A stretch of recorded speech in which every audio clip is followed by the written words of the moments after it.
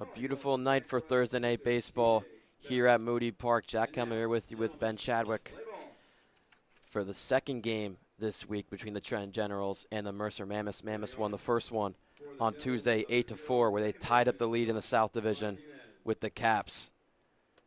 And it's Ryan Conover, the starting pitcher today for Mercer. John Martinez leading off for the Generals. Yeah, and Jack, that 8-4 win over the Generals was a bit of a roller coaster. First 3 innings were scoreless, and then boom, in the 4th inning, it's 4 straight runs by the Mammoths, and the Generals slowly come back and score 4 runs of their own. And again in the 7th and 8th, 4 more runs tacked on for the Mammoths. So box score made it look a whole lot better for Mercer than it actually was. That one was tapped in the right field by Martinez. He's going to stay at first base for a leadoff single. Now it's Gavin West, and right behind him is Timmy Wright. Then 2 Ryans in a row, Kelly and Ozdovic. In the 6th spot, Jackson Wargo. 7 is McKenzie.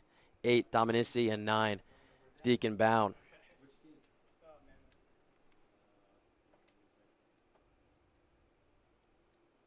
Was it the capital K that threw you off there, Jack? It did.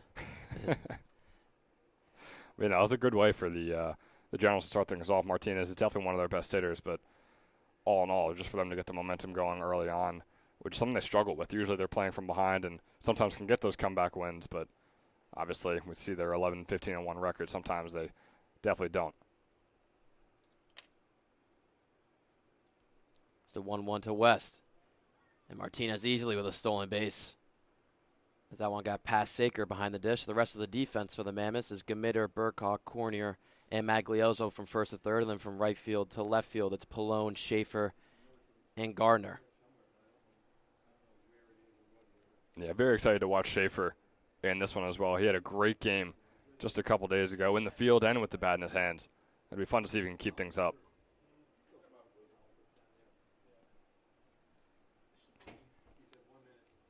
It'll be a 2-1 now to West. Grounded over to Cornier.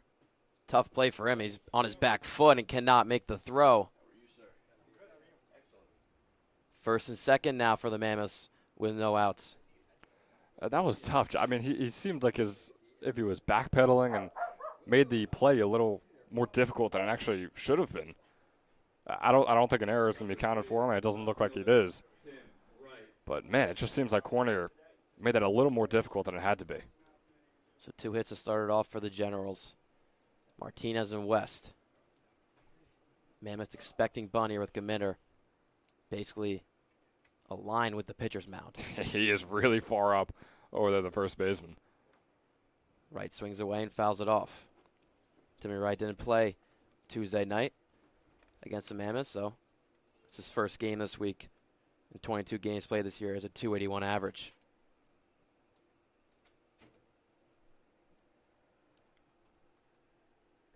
And Timmy Wright, someone who has struggled with the strikeouts so far this summer. He's got 10 walks compared to his 15 strikeouts. It's something we've known that he's been trying to accommodate and fix as the year goes on. Ground up the middle, hit Conover. He's going to make the play to first for the first out. Ump's going to take some time to look at Conover, but he looks to be all good. And Jack, he ate that right on the neck or maybe just below his neck on his chest. Still, that is a ball coming in hot. And for him to still be able to make the play at the pitching position, man, good on Ryan.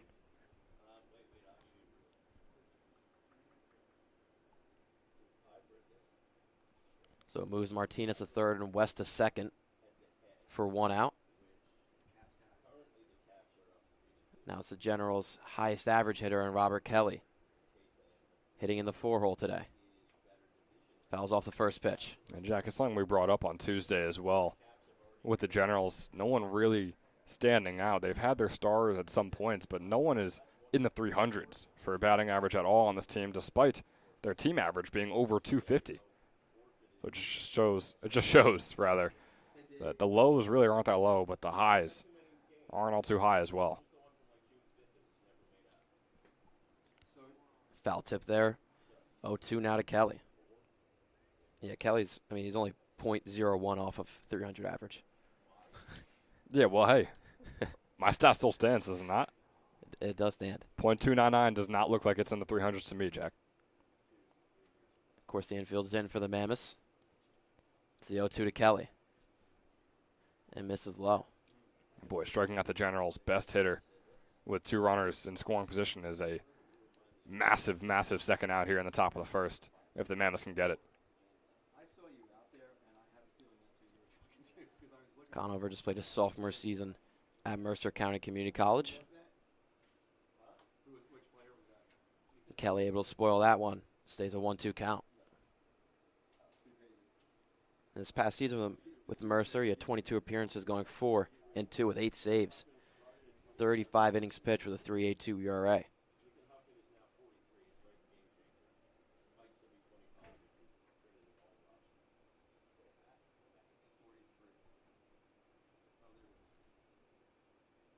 Again on the 1-2. Grounded in past the glove of Burkhall. 1 run will come in. West around third. The throw to home is not going to be in time. Now in a pickle. Throw down to second. And he's out at second for the second out. But the Generals get 2 runs off the bat from Kelly. A whole lot going on there, Jack, but let's take it back to the pitch. That was the 3rd time in the at-bat that Kelly was obviously reaching, and he made contact as well. The other 2 he fouled off. That one, though, he's able to piece it out into right field. Yeah, that one he definitely got good contact, and it's a tough start for Conover, who you could label as the ace all season for the Mammoths. He's done 19 innings this season and has a 1.39 ERA with a 2-2 record. So nobody on base now with Kelly getting tagged out at second base trying to advance. It's an 0-1 now to Hosdovic. It's outside 1-1. And Hosdovic with a rather routine day on Tuesday against the Mammoths, a 292 average on the season after he went 1 for 3. No walks, no strikeouts for him, no stolen bases, no sac flies. He's got nothing, just 1 hit on 3 at-bats. Hosdovic has had himself a nice season in 19 games. He's batting .292 with 6 RBIs.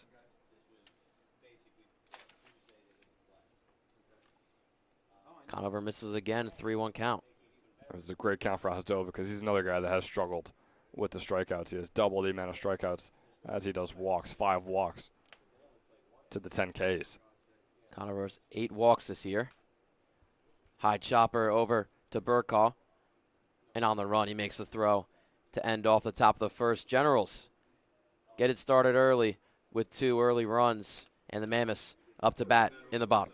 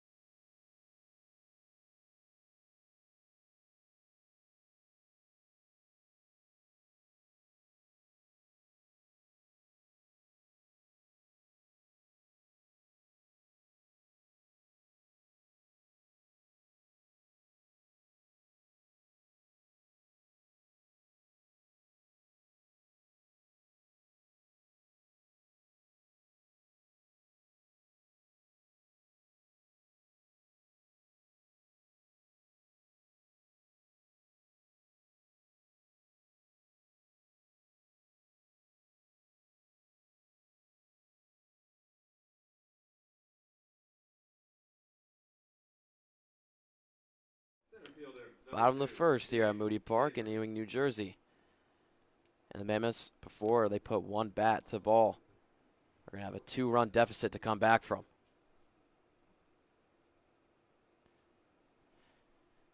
Schaefer, the leadoff man for Mercer. CJ Adada gets the ball in Game 2 this week between Mercer and Trenton. Adada, a sophomore at Montclair State University. Started 3 games so far for the Generals. This will be his 4th. A 3.34 ERA on the season.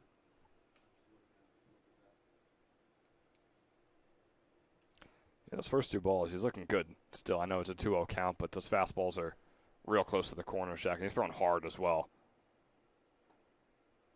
Gets that one to go, now for a 2-1. Right behind Schaefer is Burkall, then Cornier. Then Gamitter in the 4-hole, Babkowski, Gardner, Maglioso, Saker, and Pallone. This is lineup for Mercer. That one flied out into right field. And look at making the diving catch as Wargo for the first out.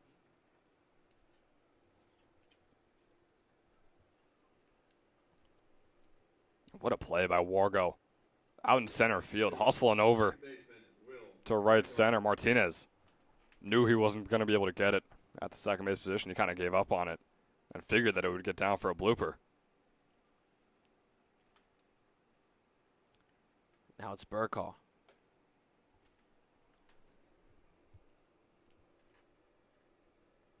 Still have a small sample size on the season, only 9 games played, but 375 average. Every time he's up at the plate, small sample. I don't care if he plays every single game or in the championship weekend. Yeah. Small sample size for Will Burkall. What happens if you don't play the first month? But yeah, I mean, Jack, the last 3 games, he's struggled. He's 0 for 6 in his last 3 games. After starting off over 500. Showed bump, but pulled back, now 2-1. Steakin bound. Catching today for Mercer, and then from first to third, it's for Generals from first to third, it's Dominici, Martinez, Kelly, and West. Right field to left field, Hosdovic, Wargo, and Timmy Wright. 2-1 now to Burkall. Call strike. And you just hope the fielding for the Generals can look like it did on Tuesday, but through those first 2 innings, they were great. And you see later on, caught up to them, and that's what's been the downfall for them all season long. Just missed on the 3-2.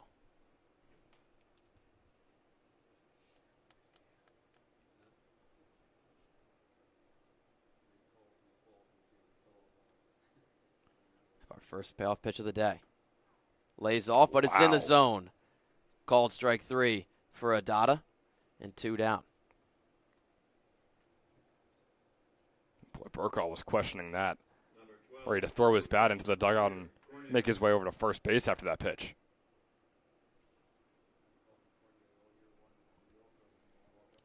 Amir Cornier now with 2 outs and nobody on.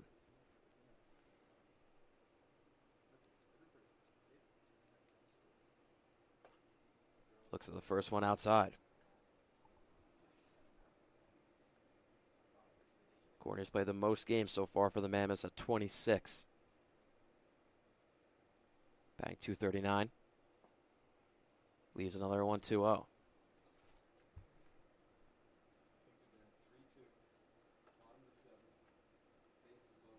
And Cornier really is the rock of this Mammoths team, playing virtually every single game of the season for them so far. Missed 1. Foul that one off, now 2-1.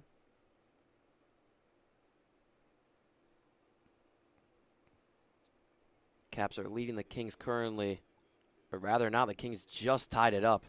3-3 now in the bottom of the 7th. That is a huge game standings-wise between Mercer and Capitals as they're knotted up at the top of the division. That one popped up sky high. And making the catch for the 3rd out. Adada with a clean bottom of the 1st, goes 3 up, 3 down. And the Mammoths lead 2-0.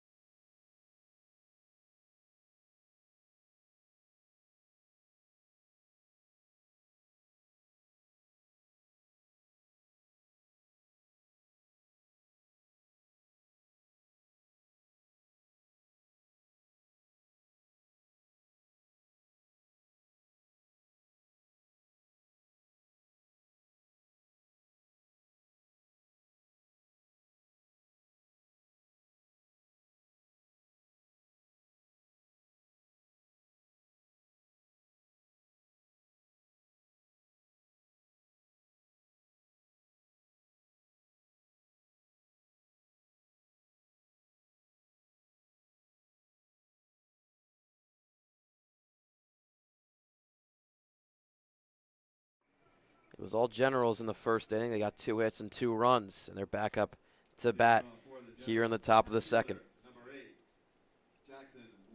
Heard it right there, Jackson Wargo leading off after making a diving catch to start off the bottom of the first. Yeah, and you're right, Jack. It really was the Generals inning to start off this one. Said 2 hits, 2 runs, 3 up, 3 down as well in the bottom. And Wargo was one of the guys getting one of those outs, running out of center field, sprinting over into right center and making the diving catch. We'll see if he can keep up a little momentum for himself with the bat in his hands. Ripton into right field. Wargo with a leadoff single. So Martinez and Wargo both get leadoff singles for the Generals. And that is a great start for the Longwood University sophomore to get the second inning going. The Generals, boy, they look good, Jack. And it's just going to come to if they could play defense and pitching, Ben. Yeah, I mean, that is part of it, isn't it? Yeah, it's unfortunate when that could be the downfall of the entire team, but I think that's exactly what we've been seeing this season. And not even defense, I would just say fielding. I mean, their pitching has been very solid so far this summer, so I really would just say fielding. And, boy, I mean, it's crazy just how much that really does mean. It's kind of, I wouldn't say a forgotten part of the game. Yeah. I mean, you think hitting, you think pitching, and it's like, oh, yeah, and then fielding too, but they'll be fine. But, I mean, they haven't been. Gents. 169 runs given up the season. Only 114 of them have been earned. Out in the dirt, Wargo thought about it. Now back pick to first, but he's there in time. So Conover has faced 6 batters now, excluding McKenzie, and he's given up 4 hits to them. Yeah, Jack, when less than 70% of your runs are earned on the season, that's when you know it's rough. And there's got to be something to fix, and I wish I could tell you what it is. Maybe we have to talk to Coach Coriel to find out. Popped up, easy play for Conover for the first out. Leaves Wargo on first. Number 19, first baseman Conover got, not the save, but pitched the last inning in the bottom of the 9th on Tuesday night to get the win over the Generals 8-4. Didn't give any hits in that relief appearance, only a walk with no runs. Yeah, not exactly the same start to this game. Already 2 innings and 3 hits given up.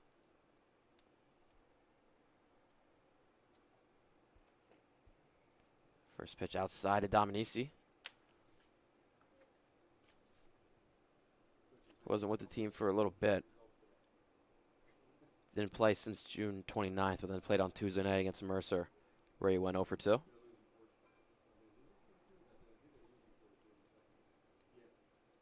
Conover now at 24 pitches. One will be 25. Dominici tried to lay it down, but popped it right back into the backstop.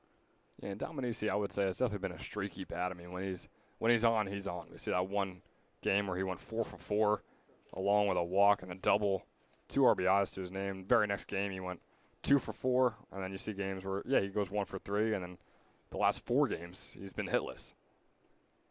Past winner of Toyota Player of the Game, too. He was. I mean, hey, 4 for 4 is going to get it to you. Shout out Wendy's. Not a sponsor, by the way. No. Could be. Saucy Nugs. Still have not tried yet. Oh, I know you recommend them to me. Yeah. Still have not tried them. Big. Spicy garlic parm. That's the way.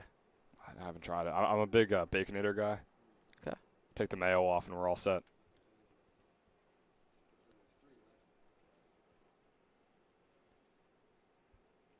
Two 2-1 to Dominici. Outside 3-1. Ben, have you done the forget what it's called, but the boneless wing thing at Buffalo Wild Wings? I've had boneless wings at Buffalo Wild Wings. All you can eat. The all you can eat. The Joey Chestnut. Is it a challenge? No. You get all you can eat wings. $20. Oh. You haven't seen Joey Chestnut? I didn't know it was a thing now. Oh man. But now I should. And just over the head of Maglioso at third base. Dominici gets himself a single. First and second now, 1 out. Number 17, catcher Deacon Jackie gave me a plate full of boneless wings and toss up some good Generals baseball on the screen, and Sure. I'm a happy man. Rather just ECCBL, you know. ECC. Oh, hey, I mean, it's fun to watch when the Generals are good. We saw it all season long last season. Bound rounds out the order for the Generals. Got first and second one out. Takes it right to the leg. Bases loaded now.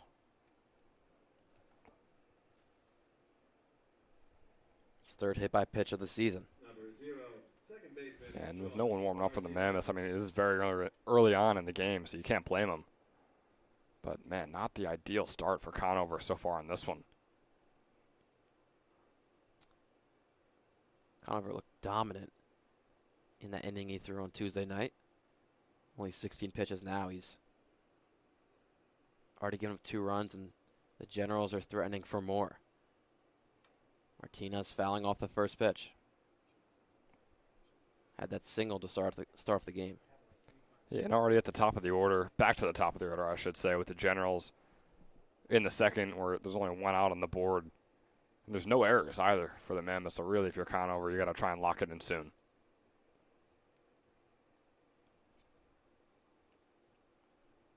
He's given up 5 hits so far.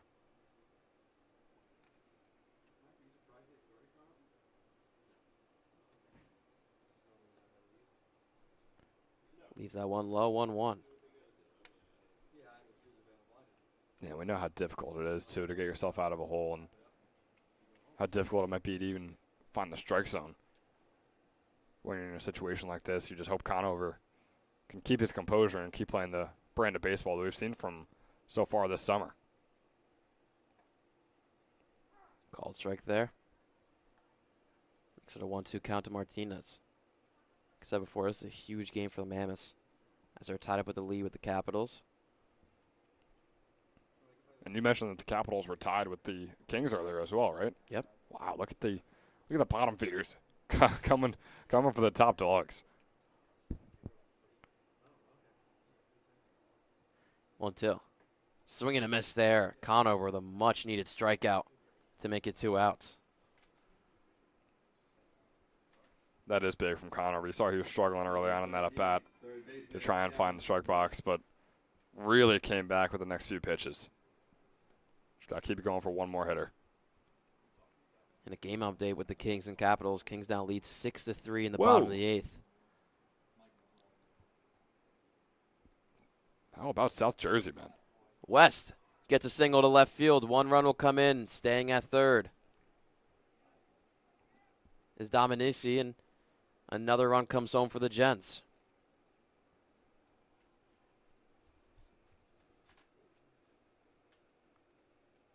And boy, isn't Gavin West having himself a day. Got a home on a run in the first inning. Now an RBI single in this one. Jack, is it too early to say?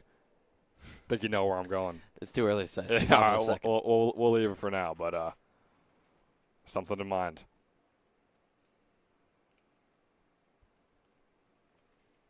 Timmy Wright's second at bat as he went 0 for 1.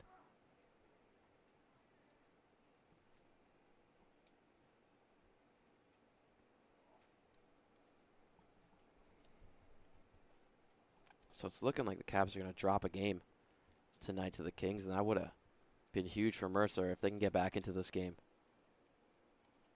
to try and take the sole lead of the South Division. Inside or right, 1-1.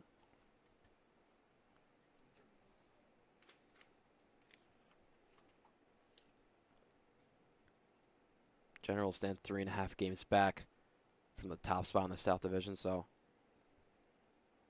they'll gain some ground, but not urgent enough to Mercer and Caps. Wild pitch there. And easily coming home is Dominici. The second run of the inning and 4th of the game.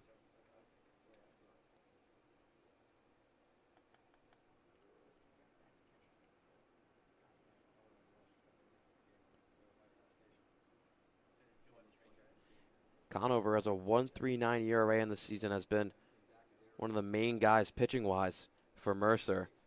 It's not showing up for them early in this one. And that's always tough. In a bases loaded situation, you could tell that the pitcher is in need of some urgency with his pitches, and sometimes the nerves get to, and sometimes wild pitches are what brings home runners. Still struggling there too, Jack. It'll be a 3-1 to right. Saker was able to keep that one in front of him.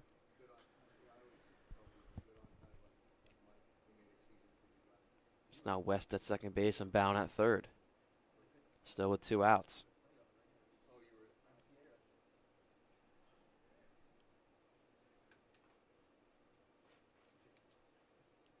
Fires away on the hitter's count. Hits the outside corner, full count now. Big pitch from Conover right there. A full count strike here. Could do wonders for him, but man, still letting up another 2 runs in 2 straight innings. It's already looking rough.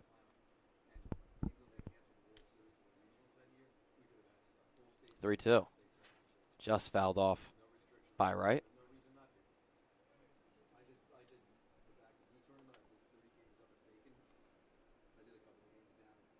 To be right, he's got 4 RBIs on the season. It's 2 minutes scoring possession here. Along with it, though, he's got 15 strikeouts. And not to mention, too, though, Conover is still yet to reach 40 pitches on the day. So in terms of pitch count, in terms of how many innings he might go, looking okay for him, but still, obviously, the scoreboard shows otherwise.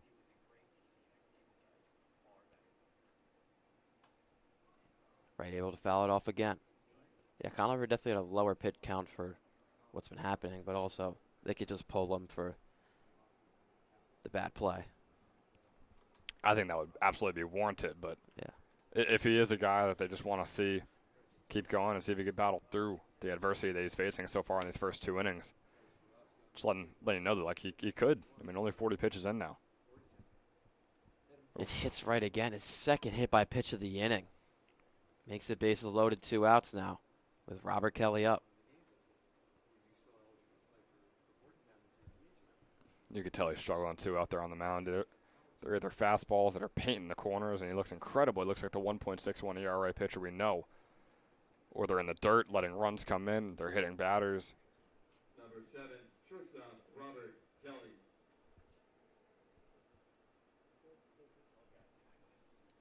I think this is just the guy that Coach Mike Coryell wants to see up at the plate with 2 outs and the bases loaded.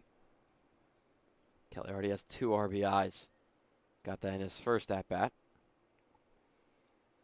with a single to right field. Laid off on the breaking pitch, 1-0. That was a great eye for him. I thought he should have swung. But that's why I'm up here, Jack. You sound like a good coach. So it's always good to remind myself why I'm sitting up here with the headset on and not down there with the bat in my hand. It's because I'm bad at baseball, just to put it bluntly. Just tapped up the middle. Going to be a tough play for Burkall. And the throw is offline, and Kelly's safe. Throw back to home is not in time. 2 more runs come in for the Generals. 6-0 game now. It'll be an error against Burkall.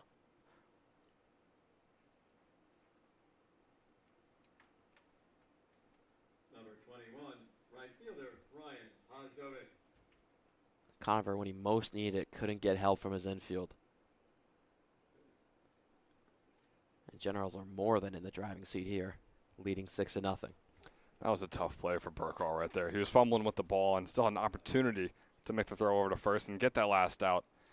And he just takes Gmitter off the bag with his throw, and man, 2 more runs coming in, Jack. This is for the Generals' sake, incredible for them. I mean, this is an unbelievable start for Trenton.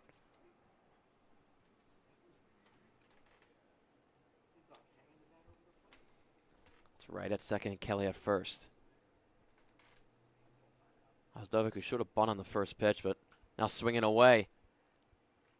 Just flies it out to left field for the 3rd out. Conover gave up 2 in the first, now 4 in the second. 2 of those runs not counted towards him, but the Generals lead 6-0, and we're going into the bottom of the second.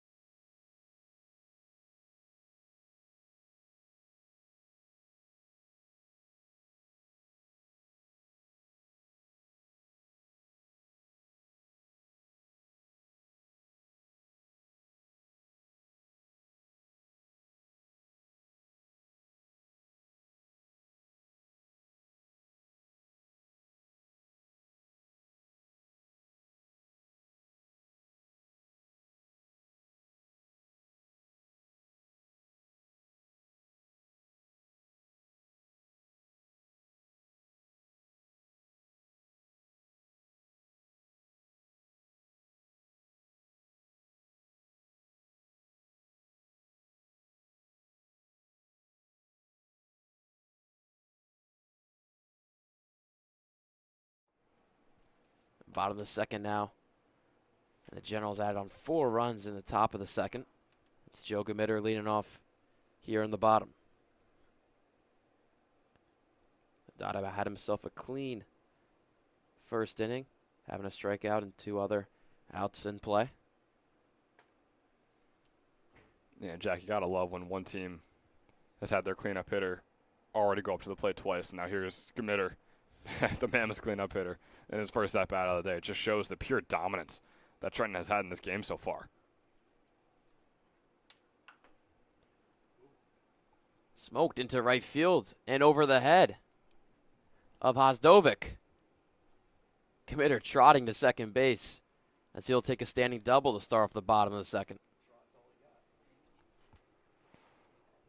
Well, I know you were thinking the same thing I was, Jack, when that was flying out into right field, especially off the bat of Gamitter. It had potential.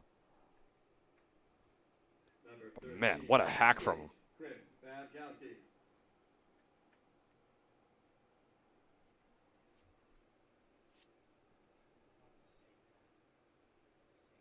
Brings up Babkowski. Already it's a man in scoring position. His first hit given up for Adada so far.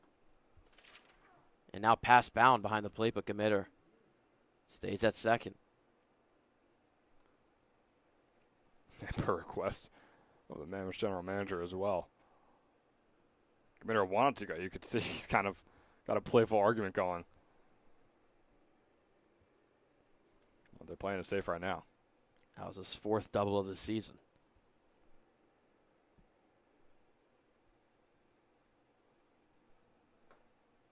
1-0, it's swung on and missed, 1-1.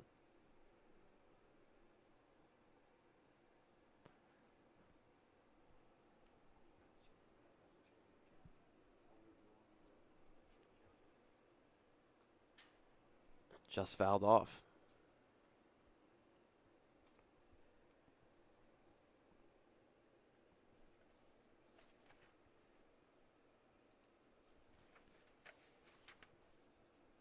Dada had himself a lot of playing time in his freshman season at Montclair State. He threw 19 2/3 with a 5.49 ERA, 16 strikeouts, and 12 walks. And swinging a miss there for Babkowski is a strikeout, his second one of the game. Boy, you got to love the composure, too, from Adada. Give up a right field double to Gamitter and then come right back with a swinging strikeout in your very next at-bat. If that isn't a sign for good things to come for the Generals for the rest of this game, I don't know what is. Gardner swings and misses. Now an 0-1.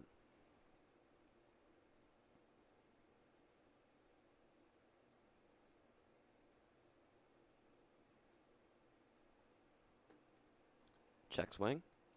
Check over to the field umpire. He went.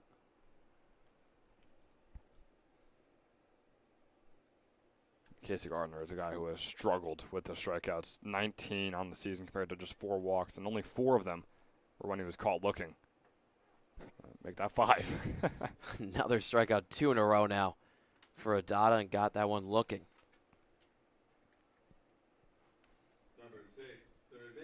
Boy, look at CJ Adada, man. What a performance after. I mean, hey, he gave up his first set of the game, and it wasn't a pretty one for him. But, man, what a bounce back. Still has to get one more out.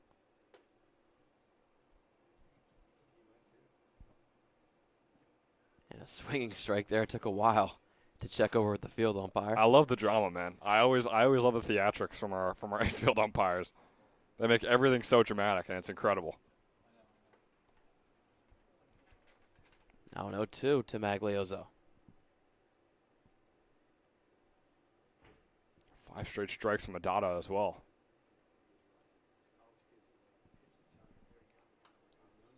Maglioso stays alive. Ben, talking about the field umpire, man, he's ripped. That's a buff dude out there. If you're getting called out and you disagree, I think you just thank him, shake his hand, and walk over to the dugout. I am not fighting with that guy at all. No. Maglioso with a good eye, 1-2. You got the home plate umpire too with the gorgeous beard. I mean, it is magnificent. We'll try and zoom in for the people, but I don't know if you don't know if it's going to do it glory. 1-2. And gets him looking to end the bottom of the second. Adada with 3 strikeouts in this inning, and the Generals are humming, leading 6-0. In the second, no runs, 1 hit.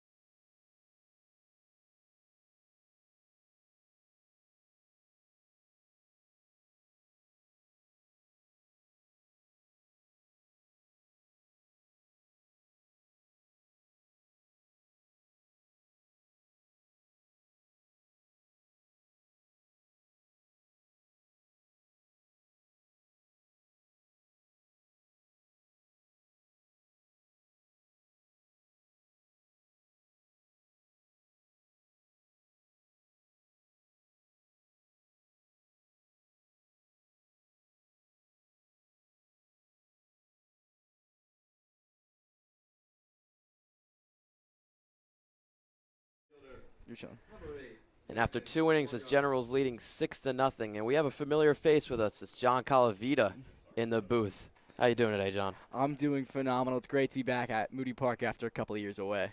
Yeah, 2021 broadcaster, right? Yes, I was. The inaugural season of the Caps and the year the Generals won the Atlantic Collegiate Baseball League.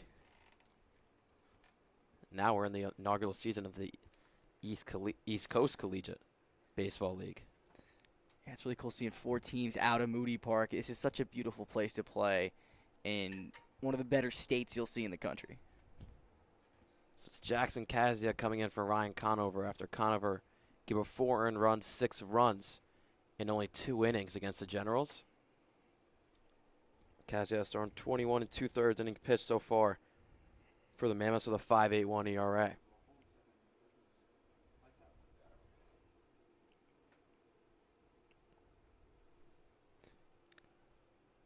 So 1-2 to Wargo. Misses up high. That's the second straight time he's done that. Now, if you're Wargo at the plate, you're looking at that ocean where in between shortstop and second base, there's nobody up the middle. He can do whatever he wants there. Already has a single on the day. It stays alive for a 2-2. I like the usage of the backdoor curveball there by Kazdia. You know, he's ahead of Wargo. He has a pitch to play with. But I think he's going to go right at him here.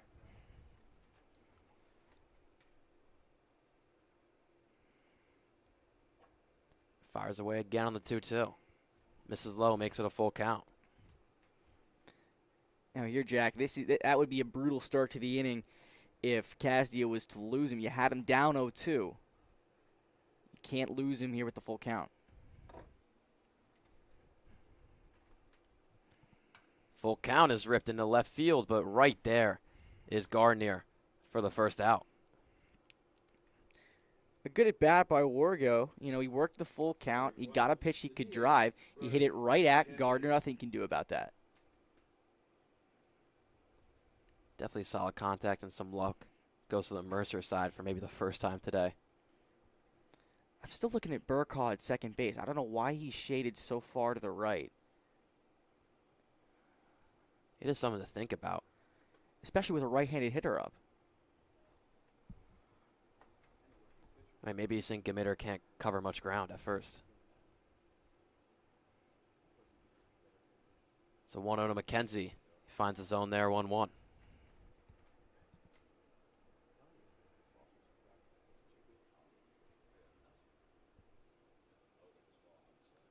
Kazdia, freshman at Rowan University.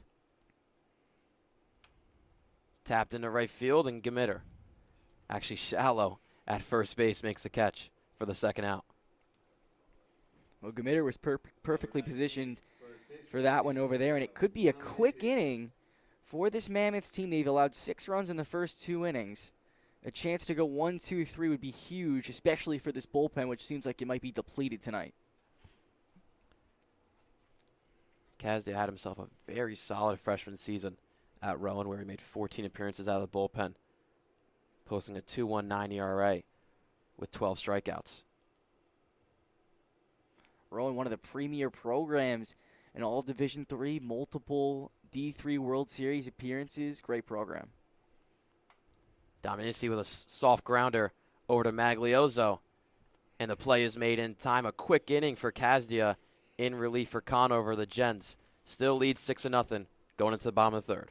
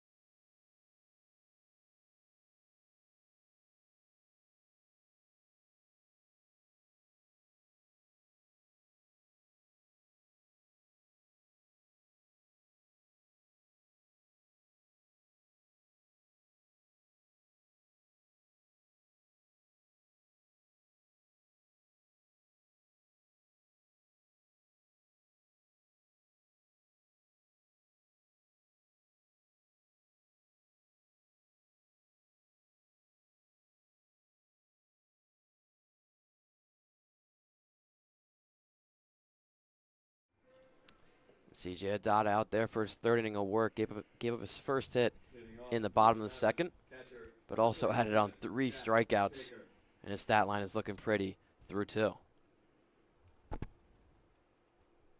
Jack Saker leads off the bottom of the third.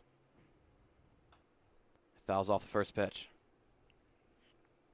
I like the arm action from Adada. You don't always see the sidewinder, especially from a righty. A lot of times you do that to guys who don't throw as hard, and it changes the angle for the batter, makes it tougher to hit.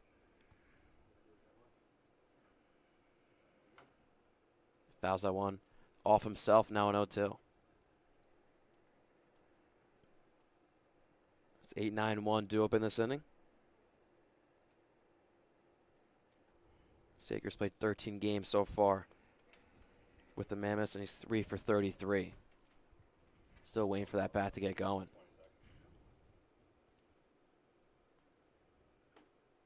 Looks at the 0-2 away. That's a great off-speed pitch there with 0-2. You can't give Saker anything to hit, even though he's struggling. You cannot give him a cookie down the middle for 0-2. Perfect breaking ball in the outside corner, even though it missed. And hits him on the 1-2 again. Try to paint that breaking pitch, but missed badly on it. Third hit by pitch of the game, first for this Trenton team. Are the players wearing magnets in their uniforms today? Like, they're just getting hit everywhere. 3 hit by pitches is a lot. In 3 innings? Yeah.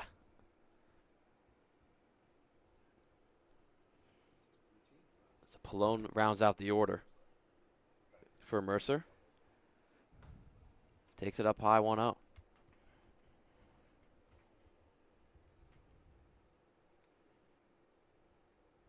Another Rowan player for Mercer. Pallone, a sophomore there.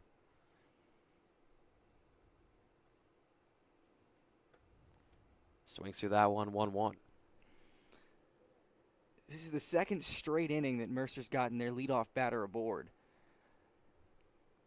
This could be their chance to capitalize, cut into this 6-run lead.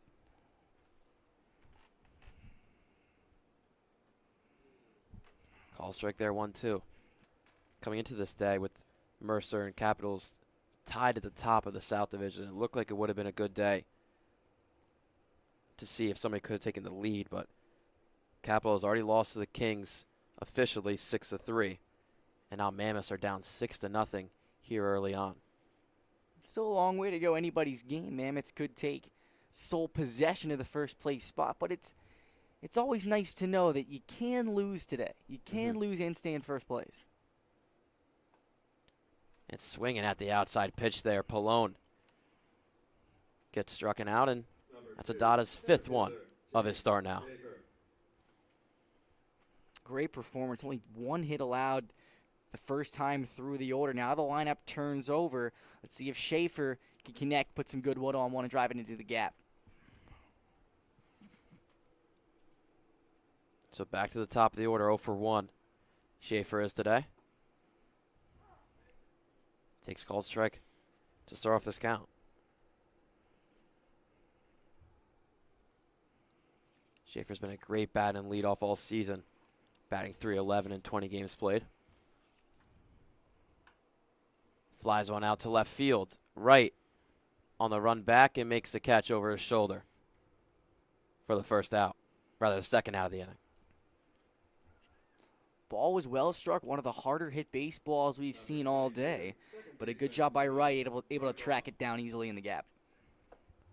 So Dada with a tough start to the bottom of the third, was ahead of the count, then a hit by pitch at Saker, but has bounced back in the next 2 counts and looking to get out of it.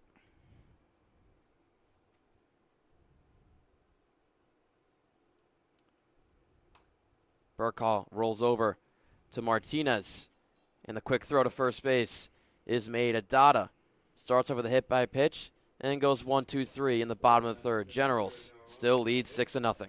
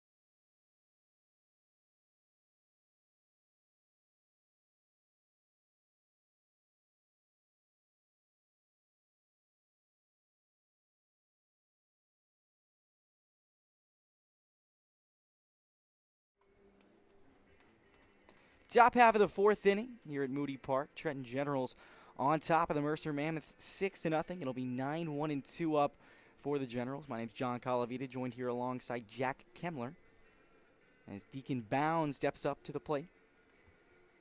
Kazdia out for his second inning of work. Generals got 6 runs in the first 2 innings and then went down quietly in the third. As Bound, the righty, steps in to the plate. He was hit by a pitch and scored in the previous at bat. A long look here by Kazdia. And here's the lefty's first pitch. Breaking ball, missing down low. Yeah, if you're Kazdia, you're going to want this out because with the top of the order right up, that's scary with Martinez, West, and Wright at the top. Well, the 1-0 pitch is skied over to the third base side. Maglioso makes the grab. A couple of feet from the line, 1 down.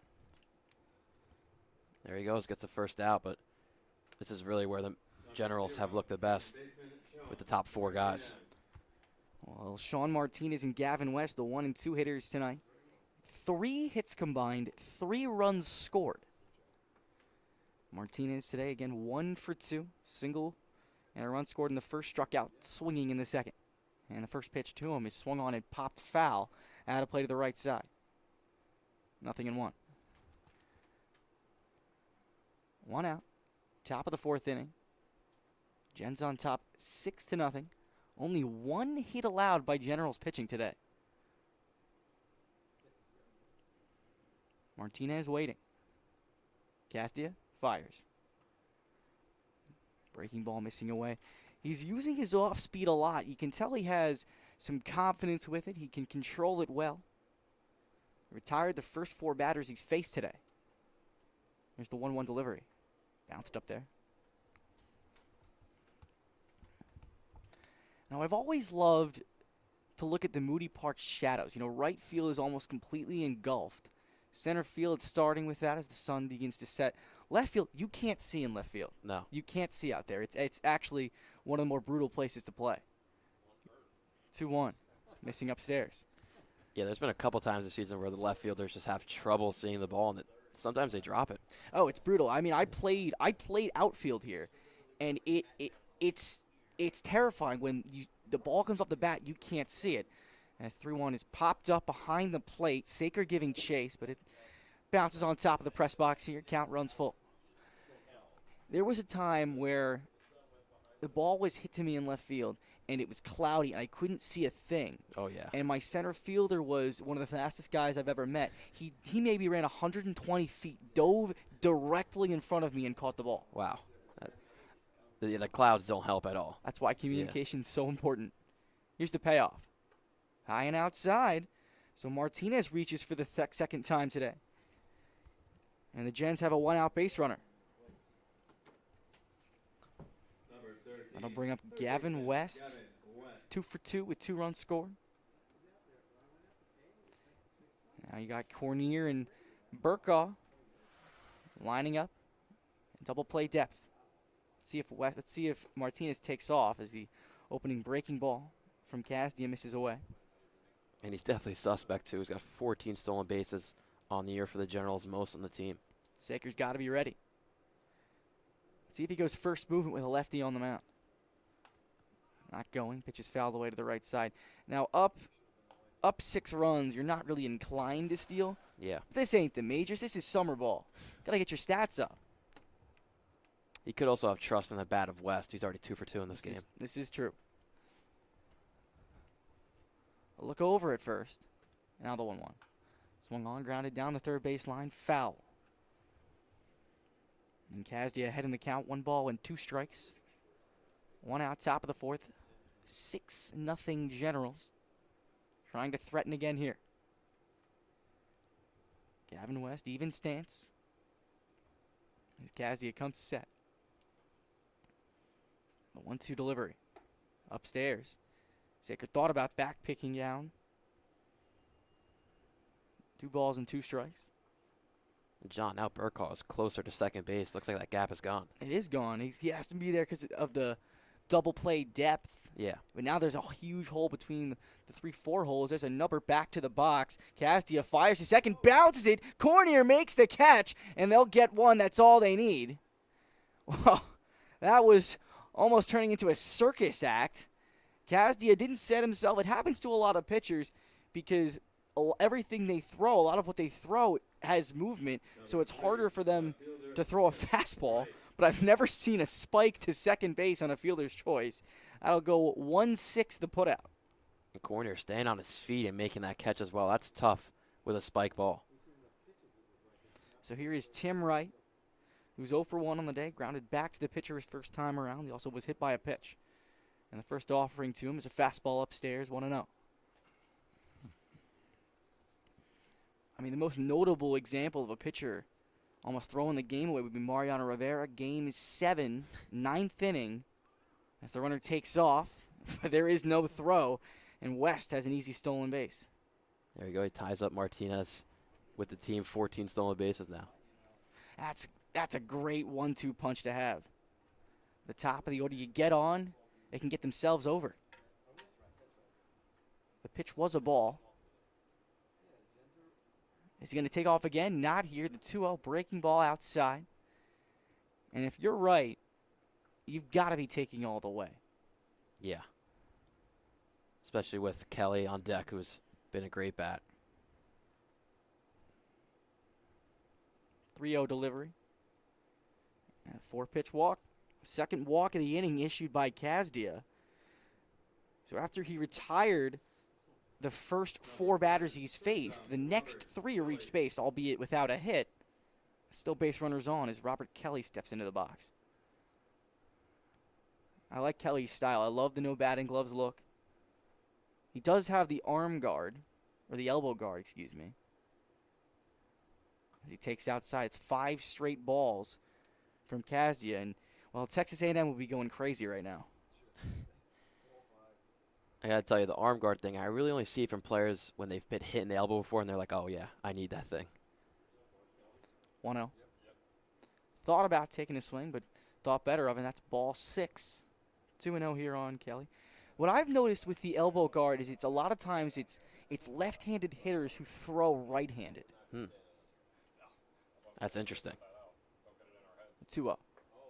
7 straight balls issued out here by Casdia. He has to be a bit skittish on the mound. Again, his first 4 hitters went smoothly.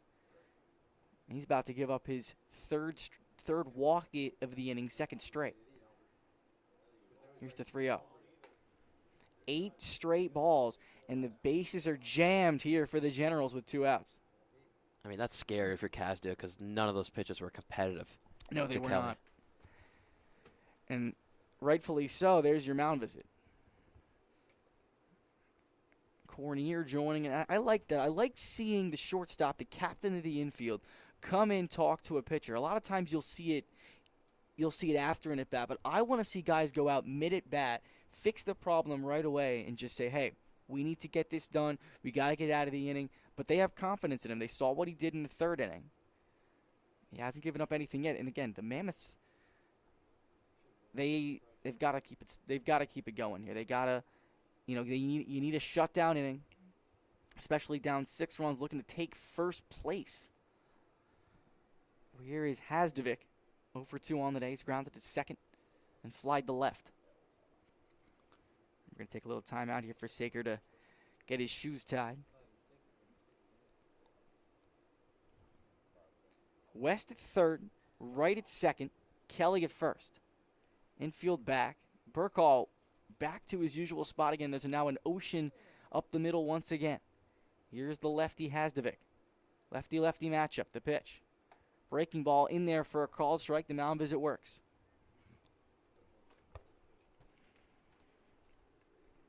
Two down, bases loaded. Top of the 4th, 6-0 Trenton. Here's the 1-strike pitch. Right down the middle. So after 8 straight balls, we've got 2 straight strikes from Casdia. No warm-up action in the pen for the Mammoths. This is Casdia's inning as he steps off. Trying to get on the same page with Saker. Here's the 0-2. Swing and a miss. He struck him out. A beautiful breaking ball from Kazdia, and he works out of trouble here in the fourth. No runs, no hits, no errors, but the bases were left loaded. We're going to the bottom of the fourth inning. Generals 6, Mammoths nothing. For the Generals in the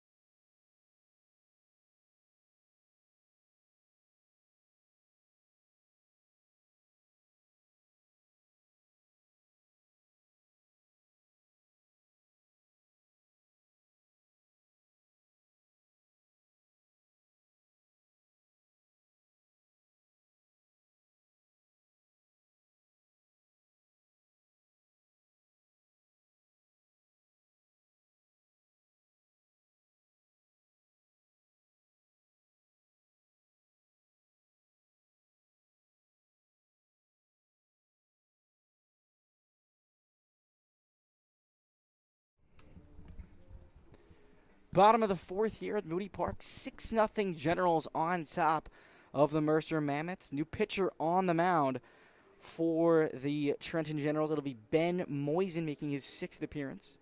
He's 1-2 with a 3.23 ERA across 13 innings pitched. Only pitched an inning and a third at Dominion University. The sophomore out of Bethlehem, PA, will try to continue this shutout of the Mercer Mammoths, but it'll be the heart of the order due up for the Mammoths. 3, 4, and 5. Cornier, Gamitter, and Babkowski. Only one hit on the day, and Gamitter has it. It is a line drive double back in the second. But here is Cornier, who takes outside a fastball. 1-0.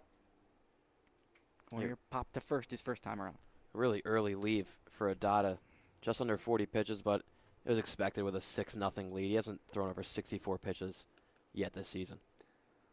1-0 pitch, misses just below the zone 2-0. Great stat line for Adada. 3 innings, 1 hit allowed, no runs, 5 strikeouts, no free passes, unless you count the hit by pitch. 2-0 pitch.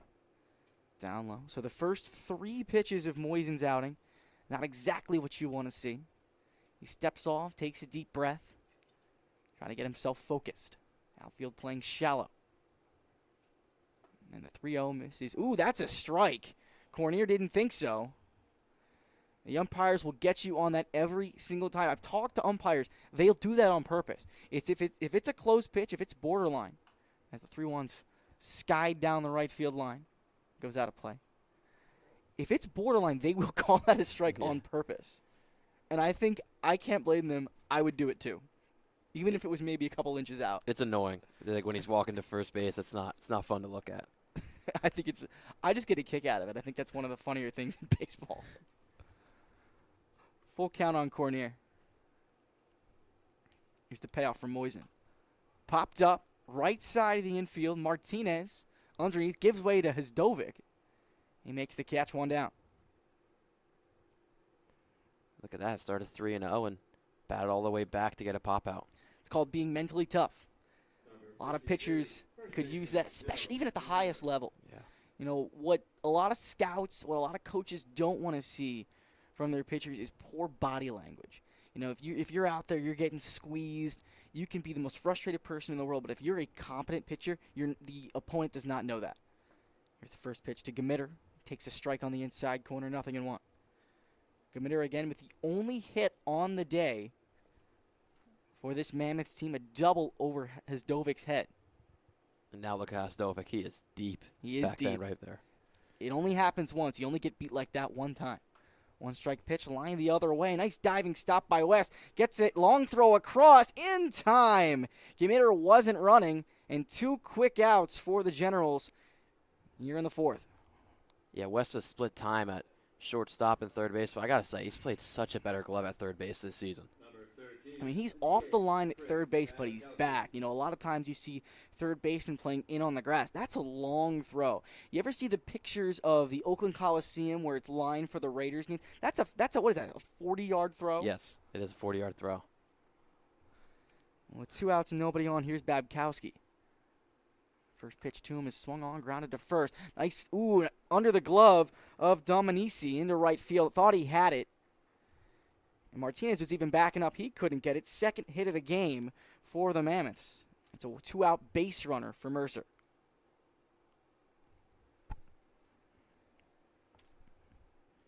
That'll bring up Casey Gardner, who struck out looking his first time around. Number 24, left fielder, Casey Gardner. The ball wasn't hit very well, but it was hit in the right spot. As Martinez and Kelly, the middle infielders, both shaded up the middle. Dominici holding the runner on. First pitch misses down and away, ball 1.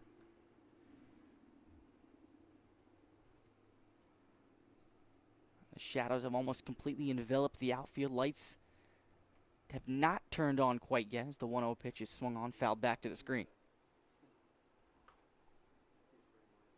2 outs, bottom of the 4th. Generals on top, 6-0. Runner at first. Ball on a strike to Gardner. Moisen kicks and deals.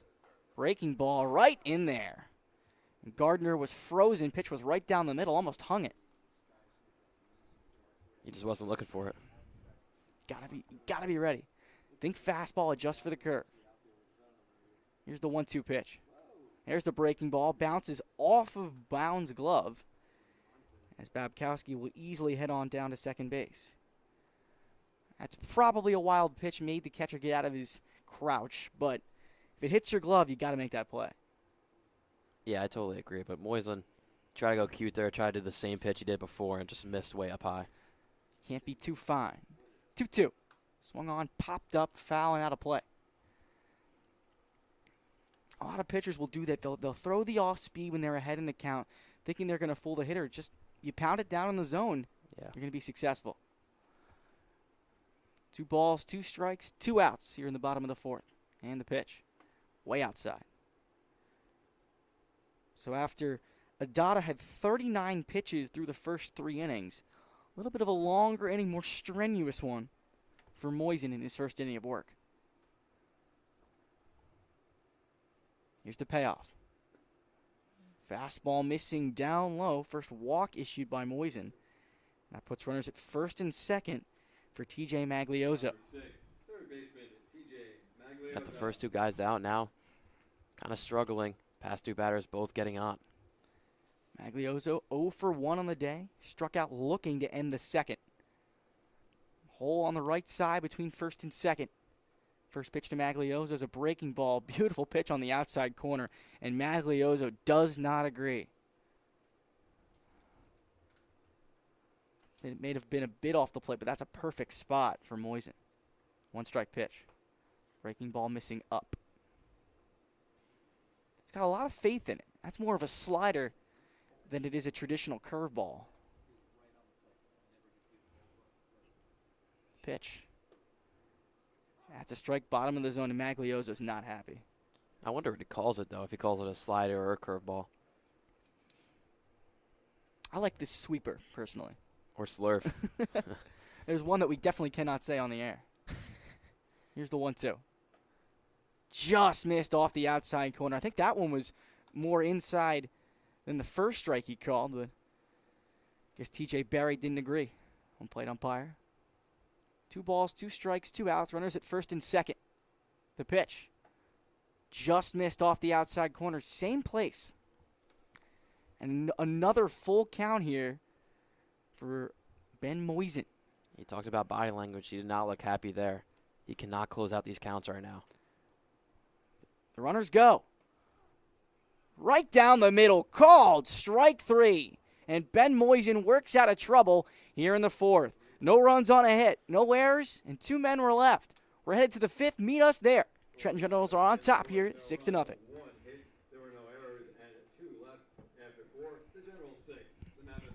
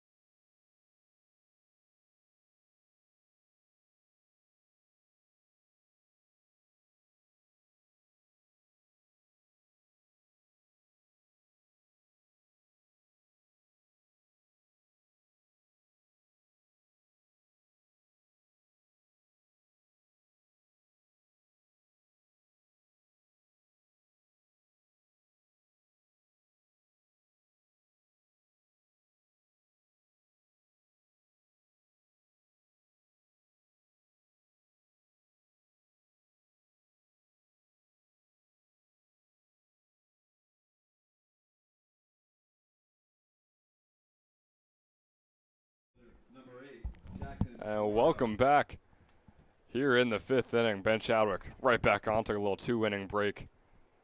And we're right back to it with the Generals.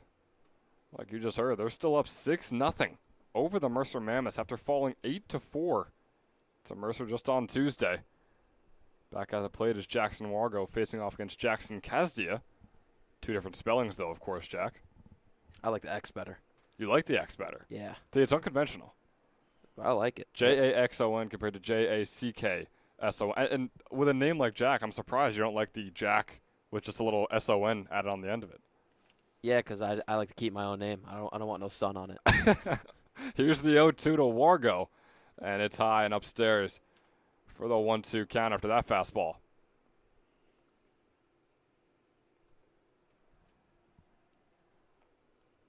Jackson and Wargo 1 for 2 on the day facing Kazdia. It's now just over 35 pitches, and that breaking ball just barely grazes Wargo on the elbow, and he'll take his base. We talked about before 3 hit by pitches. That one is 4 now, and we're not even out into the 5th. It's a hit by pitch per inning at this rate right now. It's fantastic. I mean, it's unbelievable, and good thing none of them have been fastballs straight to the back or the helmet, which we have seen before. A lot of them has been what we just saw right there, the little graze on the elbow and take your base, nothing much to it. And now here's Brody McKenzie. Popping up the first one out behind us for foul number 1 and strike number 1. McKenzie still yet to get on base here today.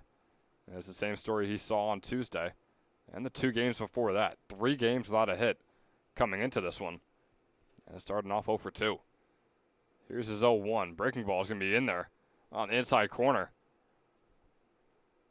Bringing up the 0-2 count, Jackson Kazdia. Came out hot in his first inning of work and struggled a bit last one. That one's fouled off just past Coach Coryell, who was chasing it down, still is chasing it down. Look at him go. Reeling it up. Here's Coryell with the throw over. Oh, that's actually going to run it in. Coach Coryell, gotta love him always up here in the booth. The Generals manager over there. Here's the 0-2 once again, and that one's going to be outside for ball number 1. Keeps very well of this field. He does. I mean, this is his field, and you can tell. He got 2 signs, left and right field. There we do. McKenzie finding the gap between third and short out into left field. He's going to advance Wargo over to second. He'll get his first hit in the past 4 games. And that is big for Brody McKenzie. You can see the little sigh of relief over there. Just thinking, finally, I get a base hit. Yeah, there's nothing like breaking out of a slump. I mean, he's still currently batting .263 with a .810 OPS, and is what's been a slump in the past 4 games. So you could tell how good of a hitter he is. And before the slump started, he was a .333 hitter. Getting a hit on a third of his attempts. But yeah, like you said, .263. It's above average for this Generals team. Now it's Antonio Dominici up at the plate, taking the first one, bit outside for a ball number 1. He's got Wargo over there on second and McKenzie on first after that single out into left field. And the second one's a fastball finding the corner for strike 1. Dominici, 2 plate appearances. He's 1 for 2. There's no outs on the board. Generals in prime opportunity to tack on some more here in the 5th. Already holding a comfortable 6-0 lead over the Mercer Mammoths, who at this very moment are the number 1 team in the ECCBL Southern Division. The 2-1 is fouled off, putting a 2-2 on the board. And Jack, we mentioned before, how about the South Jersey Kings taking down the number 1 team, the Trenton Capitals, 6-3 earlier today? Yeah, I mean, that was big. They were down, actually. Kings, they were down 3-1 and then just had a huge inning. I believe a 5-run 7th inning, which got them the win. The 2-2 is fouled off, so we're going to hold on to this count for now.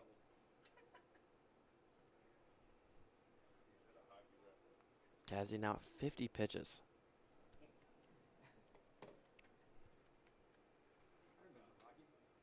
Still only 14 in this inning.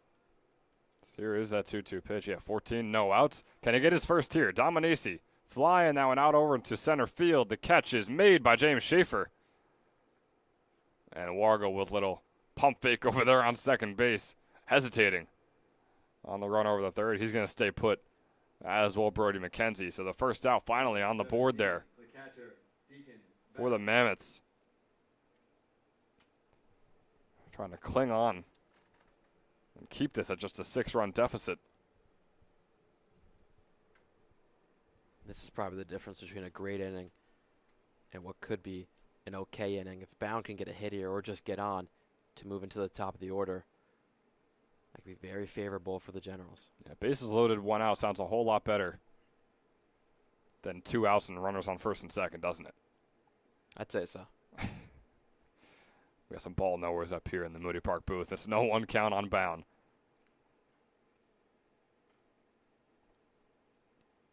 We talk about slumps. Hitless in his past 8 games. He's 0 for 1 here today. Taking that one outside for the 1-1 count. Yeah, might have got lucky there at that pitch. I thought that one grazed the zone, but got a 1-1 count. There's no time like the present to get your first hit in 8 games.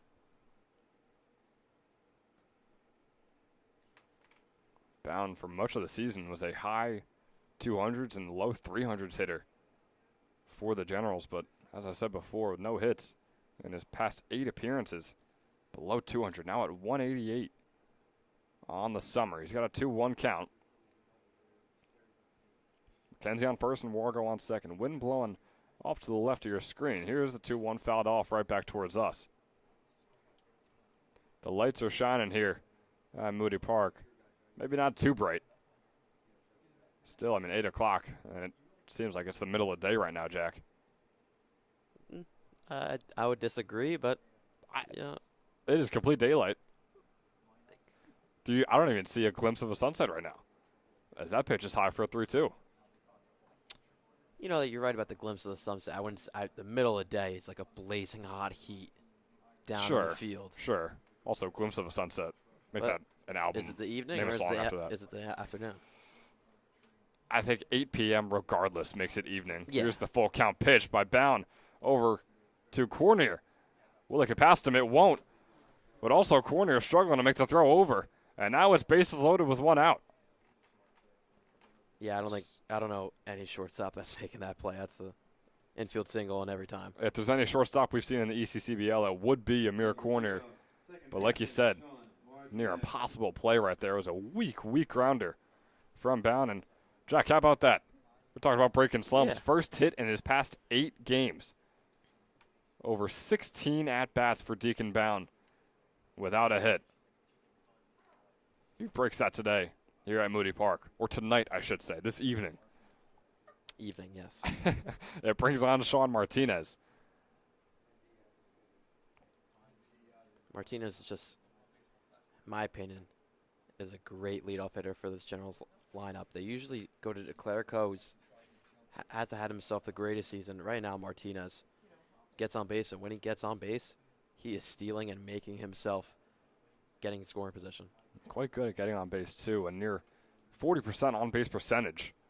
As that pitch getting away from the catcher Saker a little bit, as well as Castia. So here's the 2-1 count on Sean Martinez. He's 1 for 2. He's walked earlier today as well. Like Jack said, very good at stealing bases when he gets on base. Fouls that one off to give himself a 2-2. And it's just such a 1-2 punch. Sean talked about before that you got Martinez, who has 14 stolen bases, and West right behind him with 14 stolen bases. And Jack, we talked about Deacon Bound going hitless in his past 8 games. How about Sean Martinez having 13 hits in his past 7 games as he grounds that one foul. And just barely, Magliosa was trying to save it to get an out or two. Instead, the at-bat continues with a 2-2. So Martinez has been red hot in these past couple of weeks of baseball. Yeah, he didn't play in his freshman season for St. Peter's, but expect him to in his sophomore. Absolutely. Through around 10 games, he was a 172 hitter. Now he's a 283, and he's facing a full count as that one's high. Off the hand of Castia. With Bowen on first, McKenzie on second, and Wargo over there on third. The Generals are looking to tack on some more runs here. Still in the top of the 5th, still with 1 out. And there's Martinez flying that one out into left center. Schaefer chasing it down. He makes the catch, but home comes Wargo. And McKenzie and Bound advance. And easily does it as well. And one more run. Coming in for the Trenton Generals. They extend their lead to 7. 7-0 Trenton. Here at Moody Park in the top of the 5th inning with just 2 outs on the board.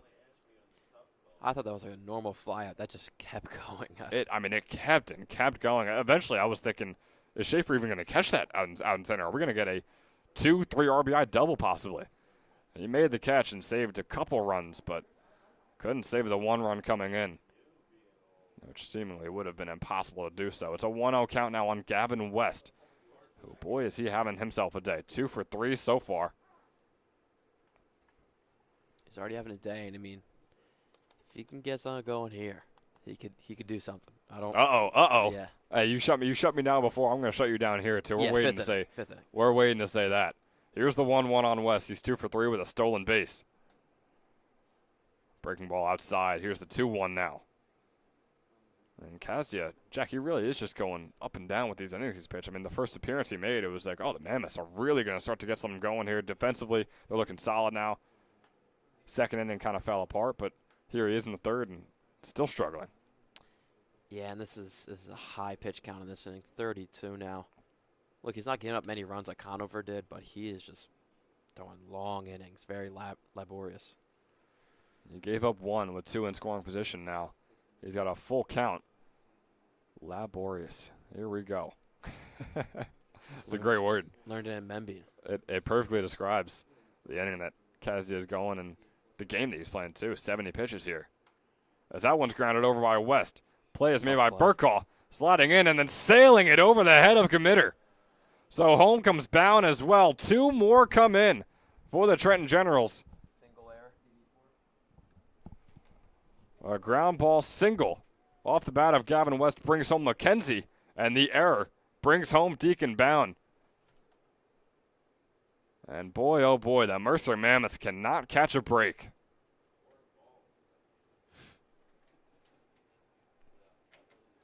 Number 3, left fielder, Tim Wright.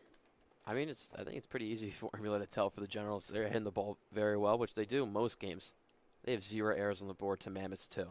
Look at, and I'm sure they're enjoying seeing the scoreboard say 2 errors and it not being on their side. Timmy Wright now takes the plate. He's 0 for 1, but he has walked earlier. Or rather was hit by a pitch. If this stays alive, the Generals can get out of the dump that they're in and run differential at -40, the second worst in the league, just behind the Kings. A double-digit win could do them wonders. It's a 1-1 count here for Wright, with just West over there on first. He fouls that one off for a 1-2. So it's just Wright and Hosdovic waiting for their first hits of the game. Everybody else has got it on the Gens lineup. Man, that is incredibly impressive. We have never even seen a team come that close. I don't believe this summer. Having 7 of your 9 hitters get a hit, and Wright is trying for it. We can tell you that. Fouling that one off into Buttonwood Drive. So the 1-2 remains here for Timmy Wright. Kazdia now 73 pitches with 37 coming in this inning alone. And that breaking ball's outside, bringing up the 2-2.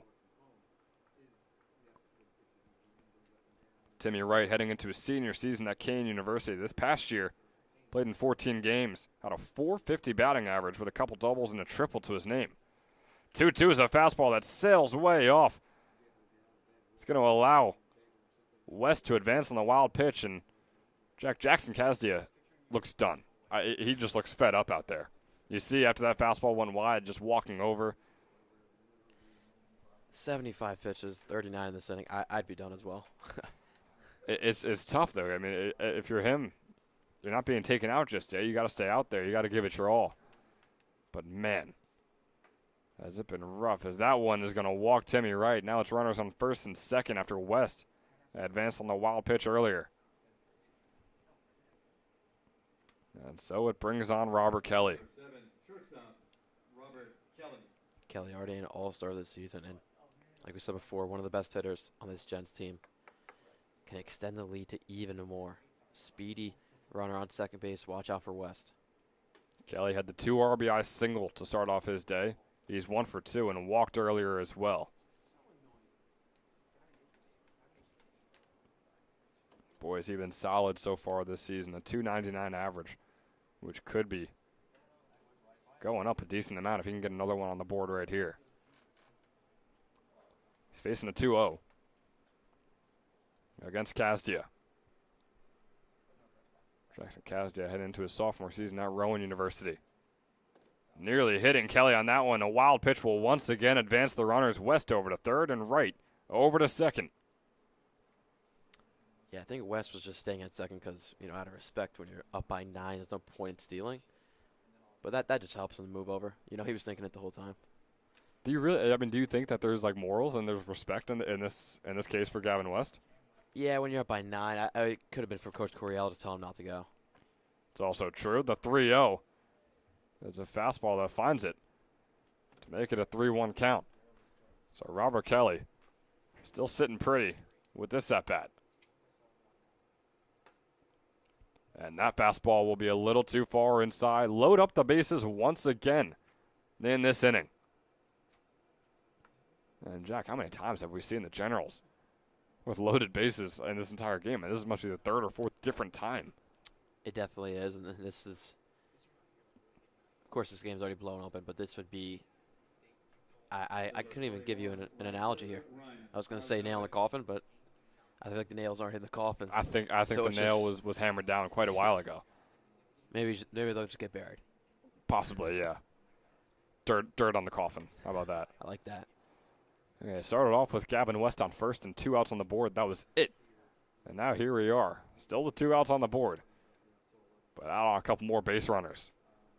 Here's the 1-0 to Ryan Hasdovic, someone who Jack mentioned as one of 2 players not to have a hit. And this one, he's 0 for 3. He's having a tough day. Going out on his own accord, all 3 at-bats. The 1-1 turns into a 1-2. The breaking ball finds the inside corner. Ryan Hasdovic has a great opportunity to bring in 1, maybe even 2 runs with 1 swing of the bat, or he could send himself to 0 for 4. The 1-2 is grounded right over to Will Burkall, and Burkall makes the fielder's choice, getting Kelly out at second, and that'll do it. As 3 more runs come in for the Trenton Generals, they enjoy a 9-0 lead. And a reminder that this 5th inning is brought to you by DFG Financial Group. DFG Financial Group is a private wealth advisory practice of Ameriprise Financial Services, LLC, and they are located in Hamilton, New Jersey. DFG Financial Group is equipped to handle all of your personal and business financial planning and all of the services you may need. That is DFG Financial Group bringing you this 5th inning of action between the Mercer Mammoths and the Trenton Generals, and we'll see you in the bottom.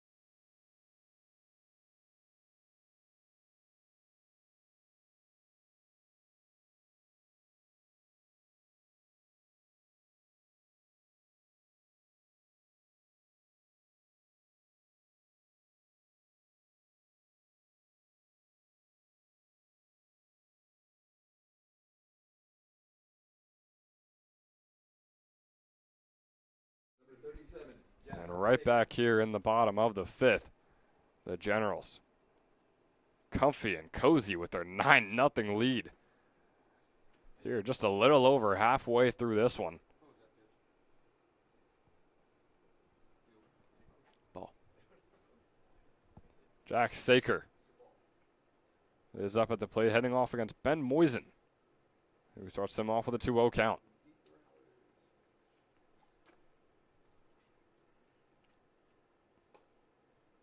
And that fastball is going to find the top right corner to start him off with a 2-1. Jack Saker, so far on the season, has 3 hits on his 35 at-bats.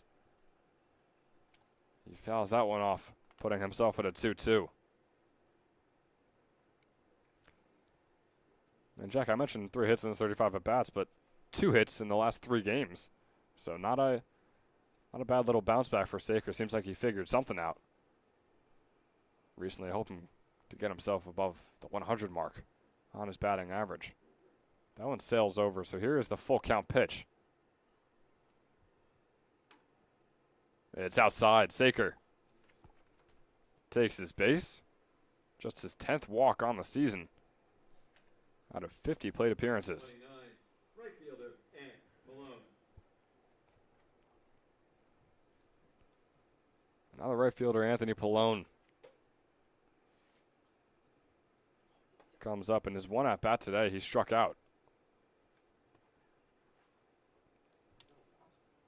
How about this being the 2nd at-bat now for Pallone? Of course, he's 9 in the order, but Isn't that crazy, though? some of the Gens players have had 4 at-bats. Yeah, I mean, it's just a tale of 2 worlds here at Moody Park, as we had a quick mound visit for Ben Moisen, which is interesting. He walked his first batter on a full count. He starts off his second with a 2-0. So here we'll get the mound visit from Coach Coryell and the new catcher, Christian Soto. And among the defensive changes, I just mentioned Soto, Giuseppe Arcuri is over there on second base with Lance Eilbacher coming in left, and Jake DeClerico taking over duties at center field. Looks like his brother Logan didn't take the trip with his brother today. He probably would have subbed in at first base. Most likely, yeah, that is where we see Logan all the time, or sometimes even catcher. That is his position. Yeah. Was catcher at Catholic University, where he won Landmark Player of the Year in the entire conference. Rookie of the year.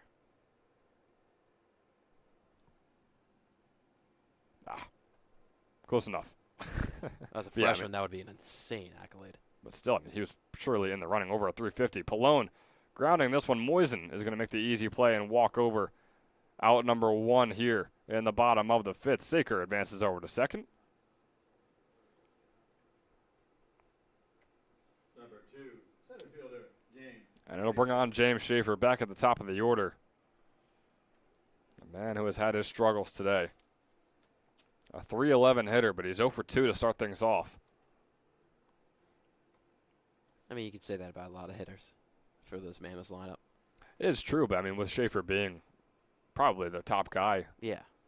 among other ones like Gumitter and Cornier, as he starts off with a breaking ball, finding the box for strike number 1.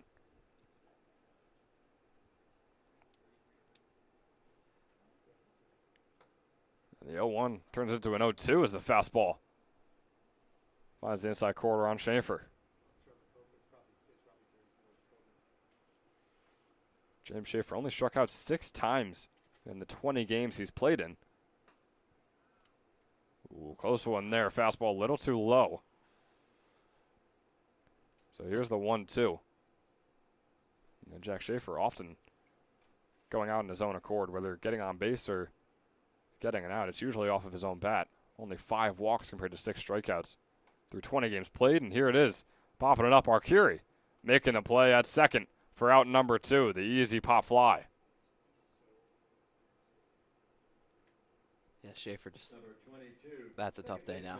0 for 3 makes it, yeah. 0 tough for day. 3 definitely makes it a tough day. Burkaw is looking to not have himself a tough day. He's also 0 for 2. But of course, Jack, small sample size, so we can't. Yeah, small sense, dude. We can't be judging too much. No. Starts himself off with an 0-1. I don't know if you heard, but he hasn't played that many games. I No, think. he joined the team late, Yeah. I believe. He started off great. He was 9 for 18 at one point, but again, small sample size. 9 for 8. Wow, I didn't hear that. Wow. 9 He's for gonna- 18, but here he is, 9 for 24 though. Yeah. Whew. So he's 0 for 6 in his last. He is, but it's a small sample size, Small. so we cannot judge too much. Here's the 1-1, grounded right over to Arcuri. Can he make the second and third out? He can. Giuseppe Arcuri making the last couple of plays to put things away here in the 5th inning. And after the 5th, the Generals with a 9-0 lead over the number 1 team in the South Division, the Mercer Mammoths. We'll be right back in the 6th for the Generals, trying to reach the double digits. We'll see you there.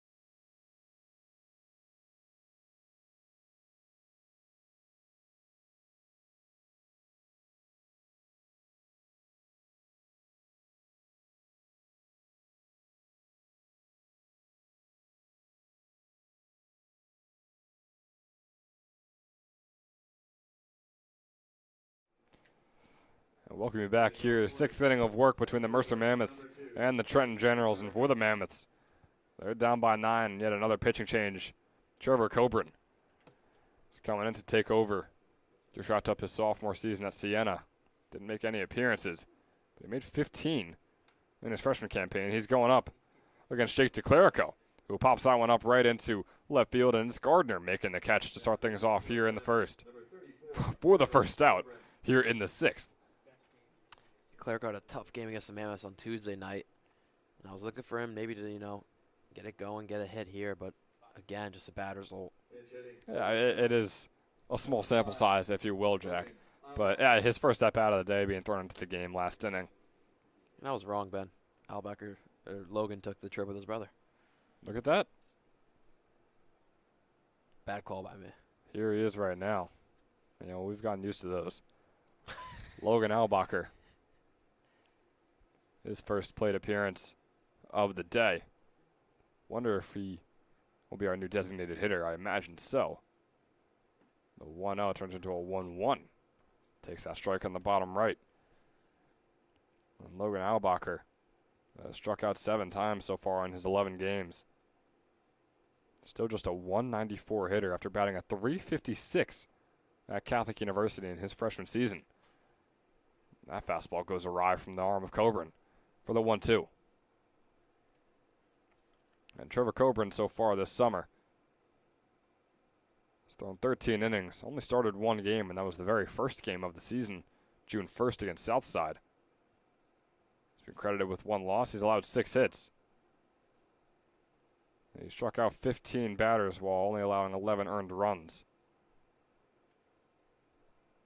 He's got a chance to strike out Eilbacher right here. A 2-2 count for him. With 1 out on the board.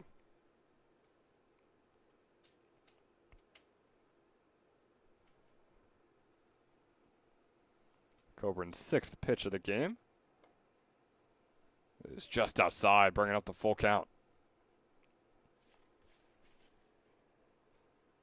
Boy, that was close there. It was a good-looking breaking ball from Coburn. You got to love it. Going to the breaking ball on the 2-2 count. Here's the full. Fouled off. Hard foul off. Out to the parking lot off the bat of Eilbacher.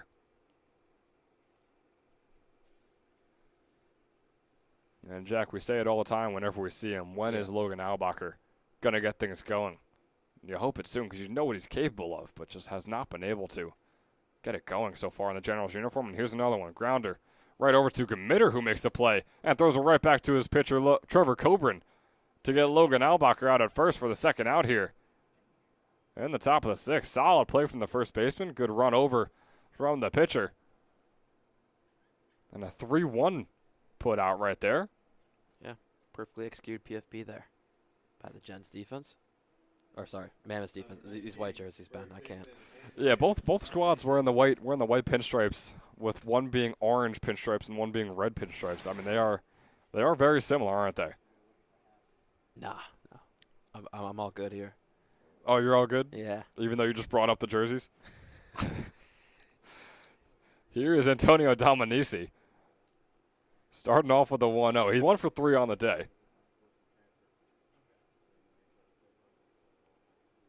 Another one of the guys who was once a 333 hitter, a good few weeks into the season. Now down to a 239, has been hitless in the past 4 games, and we mentioned before he broke that in his last at-bat.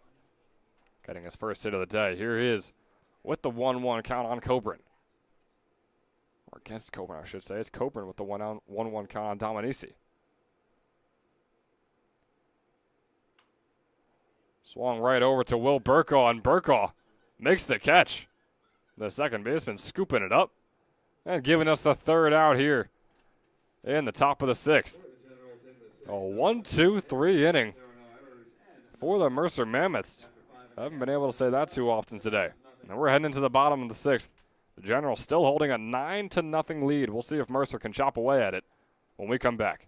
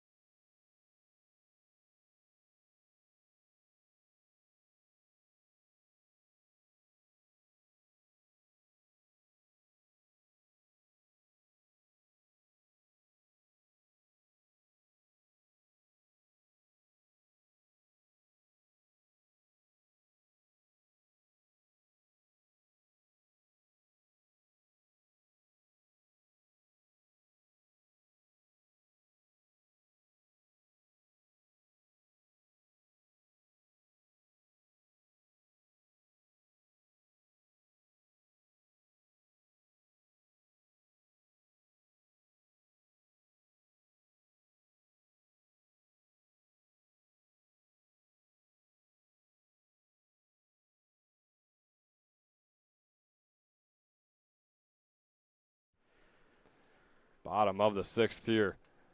Amir Cornier stepping up to the plate. We're going to get on base for his first time today. Starts off with a strike one. Nice pitch from Coburn. It would have been a nice pitch from Coburn if he was on the mound. Sorry, Ben. What just happened there? I'll be honest, I didn't even see. Oh, Ben Moisen's pitching. Ben Moisen is out there. Yeah. Trevor Coburn. Right. We just saw him pitch for the Yeah. we brought up the uniforms. I'll bring them up again. Yeah. Confusing. They really are. I don't blame you, man. I mean, they're all rubbing me white, the wrong way. and the only difference is just the pinstripes, which are red and orange, the closest possible colors. Here's the 0-2 on Cornier. It's low for the 1-2. Amir Cornier, as I mentioned, 0 for 2 so far today. He's been hitless in the past 2 games. Just 1 hit in the past 4. I believe the game before that he won Toyota Player of the Game. He did. Yes, Yeah. he did. And his stat line in that one was 2 hits, one of them being a triple, 4 RBIs as well to his name. That was in game 1 of their doubleheader against the Quakertown Blazers. He goes around on the 2-2. As Ben Moisen starts off this inning with a strikeout. Number 52, first baseman Joe Gimitter. And Ben Moisen just over 40 pitches here in his 3rd inning of work. Faces off against Gimitter, who in his very first at bat had the double go out into right field. Now here he is, 1 for 2. First pitch is low and in the dirt.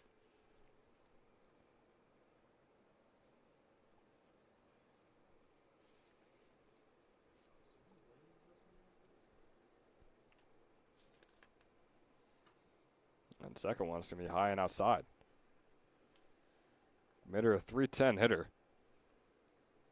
Coming into today was technically second on the team, .01 behind teammate James Schaefer. But after today, Mitter looks to be the number 1 hitter in terms of batting average on the team. There's a big hack there. That's why you heard Jack's little sigh as we got 2-1 count. He dropped to his knee. Dropped his, did a 180 too. 2-1 is fouled off right back towards us to put up a 2-2. Ben Moisen has done very well at battling back in these counts when he goes low on 2 or 3 balls. You got to tell you, Moisen has had a couple, solid starts, did the job. Right now, he looks in command over this Mammoths lineup. That one fouled off by Gimitter, and he absolutely has been in command. The Old Dominion sophomore, who pitched just a little over an inning last year in his freshman season, where he allowed 2 hits and 2 earned runs. So I'm sure for him, not the greatest start to his career, but again, keep saying it, small sample size. Gimitter lines that one right into the glove of Dominici, the first baseman making the play for out number 2 here in the bottom of the 6th. There's nothing better than you don't have to move. Dominici's just standing there and right in his breadbasket. Right in the breadbasket, lazily making the catch. Chris Babkowski. And that brings on Chris Babkowski. Ben, we're already at a long game time. We're over 2 hours, and it's only the 6th inning, so you can just tell these Generals pitching are saving us from what would have been a crazy game. It really could have been.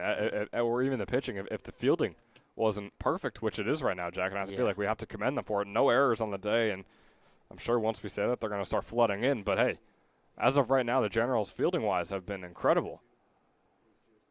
But, look, we definitely have to commend it because on Tuesday, we'll be honest, we were killing them for it because it just looked bad. I think rightfully so. This team Yeah. could be so much better, Yes. if they just had you put South Side's fielding, let's say, on this Generals team, and I think they might be tied for first or maybe in first right now in the South.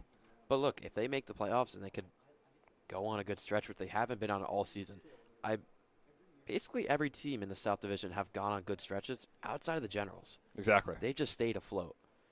At some point, something's got to give, and if that happens towards the end and in postseason, it's a scary team. I think it's just because they keep falling back into their ways with the fielding where they get these errors all the time. They get the pep talk from Coach Coryell maybe before a game, and it's looking great for most of a game, and then very next time out, they struggle. The 3-1 is outside for Babkowski. Make it a 4-1, and he'll take his base. 4-1 count. Love it. 4-1, you gotta love it. Who doesn't? I'm making my own rules in baseball here, Jack. On wiffle ball, you can do 5 balls. They're just being extra. They're doing too much. Well, see, it's tough to hit the strike zone on a wiffle ball, especially on the beach. You a big beach wiffle ball guy? Yeah, I actually played with a couple of guys the other day that didn't speak any English, but we were just like, kind of, like feeling out what each other were saying. Sure. At the end, we got his number. Cool guy. Did you win? We did. We won in extra innings. Wow. I actually I don't want to, I don't even want to hear it. I might have had a homer in extras. I don't. Might have. Cannot confirm, folks. Here's the 0-1 on Gardner. Make it a 1-1. Gardner is 0-4-1 on the day with a walk as well earlier. He struck out in his one at-bat. We'll get a mound visit from Soto. To his pitcher Moisen, and you gotta love that. The Generals with the accountability. I mean, you go 2 straight outs, and then sure, you walk a guy, and now you got a 2-1 count on the next batter. So immediately comes the catcher to talk to his pitcher, make sure he's all right. Yeah, no, it's a good call by Soto. You just got to get out there, let him take a breath, slow down, and if he fires away a strike here, it's a great mound visit. I love it. You set the bar high for your pitchers, and they're going to keep pitching like they are. Here's the 2-1 on Gardner. Fouled off, make it a 2-2 for number 24. That's what he needs. Now end off this count here. Casey Gardner, the Brookdale commit, just wrapped up his season at Notre Dame, and so far this summer, Notre Dame High School that is, and so far this summer he's just a 130 hitter on 18 games. That fastball is outside. Here's the full count pitch with 2 outs on the board. He's walked 4 times and struck out 19 times. Add on 1 more to each of those, so make that 5 walks and 20 strikeouts. Off goes Babkowski, and there is the walk. 2 on the day, which, for everyone wondering, is a season high for Casey Gardner in walks in 1 game. And here comes Coach Coryell to come talk to his pitcher. And we remind you that this 6th inning is brought to you by Wildflowers Inn Restaurant. Jack, are you getting hungry? I am getting hungry. I haven't ate since 12. I think I ate around 1:30. I had a good sub, but it's probably not anything as good as what I would eat at this place. No, and this place has a name, by the way, Jack. Yeah, Wildflowers Inn Restaurant. They're located right on the Circle in Pennington, New Jersey, and they really are one of the best casual dining experiences offered in and around town. They got a wide variety of food, some of the best pizza you will ever taste as well. So stop by after this one tonight to get yourself some good grub at Wildflowers Inn Restaurant. 609-737-2392. That's 609-737-2392. It's a 1-2 on TJ Maglioso with 2 outs on the board and 2 runners on. Little scoreboard mess up, Ben. 2-0. I just want to keep the appreciate it. 2-0. viewers informed well. That's not your fault at all. And I looked at the scoreboard. I was like, did I really miss that many pitches talking about how much I love Wildflowers Inn Restaurant? I hope not. Hey, that's what happens when you're talking about Wildflowers in a restaurant. You get lost. You get lost in the sauce. You get the pizza sauce, that is, of course. Yeah. With how good their pizza is over there. Maglioso fouls that one off. We got a 2-1 count for us. Reminder, still 2 outs on the board. Moisen, a little over 60 pitches now. As he throws that one low for the 3-1.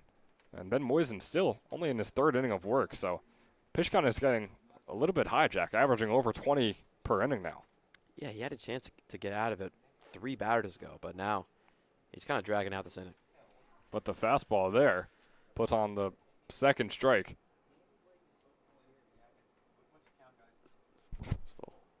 Here for Maglioso. And that fastball is low, so 2 straight outs and then 3 straight batters on. Good night. And that is going to do it for Ben Moisen. This might be Kelly. Nobody's warming up in the ball. Actually, wait, somebody's trailing him. Not having a good day today.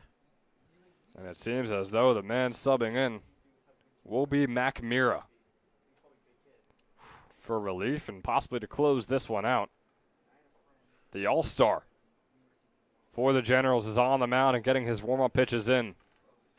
And while he's doing so, we will take a short break and be right back with you.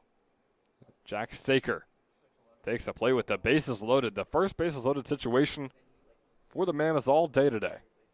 Can they capitalize and get their first run in? We'll find out when we come back.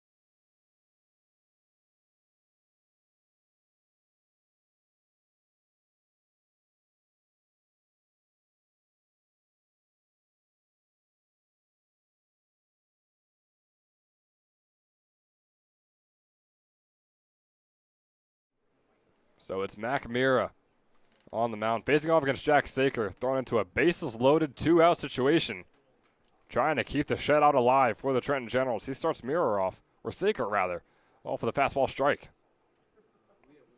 Just an ideal situation for Mira. Ideal? Oh, good. I couldn't tell the sarcasm there. Yeah. But hey, an 0-2 count is a pretty ideal situation if you don't look at the base runners. Well, the fastball's in there, and that one's going to be fouled off by Saker out into the parking lot. Well, if he's a touch earlier on that pitch, that's probably down the line and extra bases. It would have been gorgeous down the right field line, but instead, the 0-2 count remains. Mac Mira, 2.37 earned run average through a little over 20 innings. He's pitched the breaking ball. Cut a little too far inside, and boy, would that have been a gorgeous way to get the 0-2 strikeout. You know what else is gorgeous, Ben? What is that, Jack? It's Moody Park right now. It is. A little bit of a sunset off into the right corner. The lights are shining bright. Here's the 1-2 pitch. High and outside. Nice play by Soto to get behind it to put a 2-2 on the board.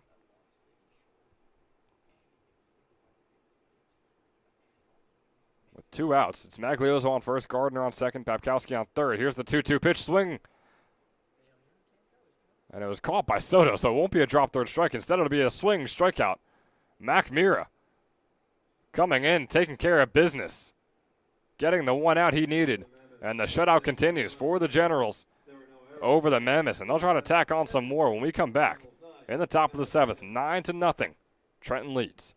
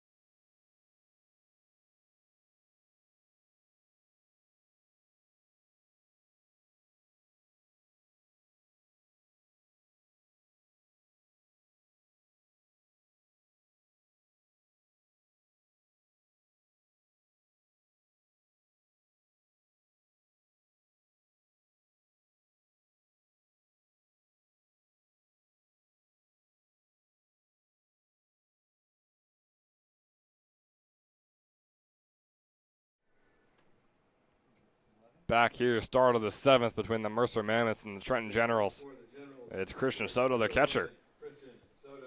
out there. His first at bat of the game. And no, that is not because it's been taking the Generals a while to get through their order. Said quite the opposite. Got guys with 4 at bats so far today.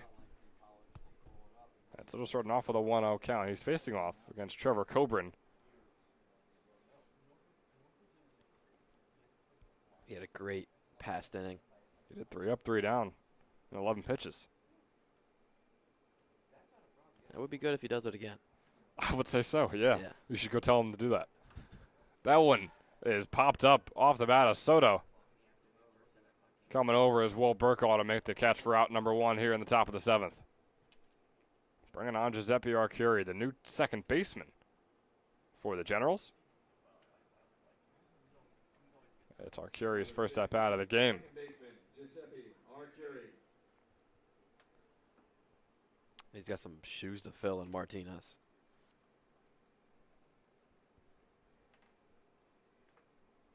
So Arcuri now the new top of the order, like Jack said. Martinez was 1 for 2 with a walk and an RBI in his outing.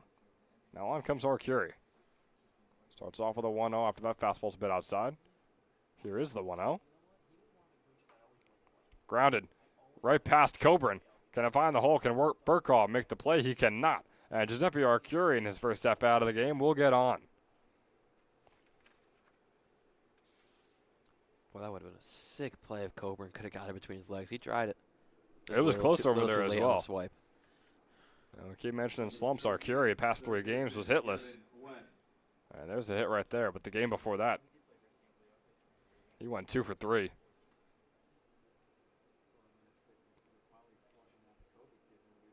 Now there he is on first base. It brings on Gavin West, who starts off with a breaking ball strike. West is 3 for 4 today. Yeah. Yeah. ... Uh-oh. And Jack has only ever been able to get 3 hits once before. And it was actually just a week ago, July 2nd, against the Trenton Capitals. That pitch getting away from Coburn. Saker having to chase it down. Arcuri will take second base. And it'll bring up a 1-1 count now for West.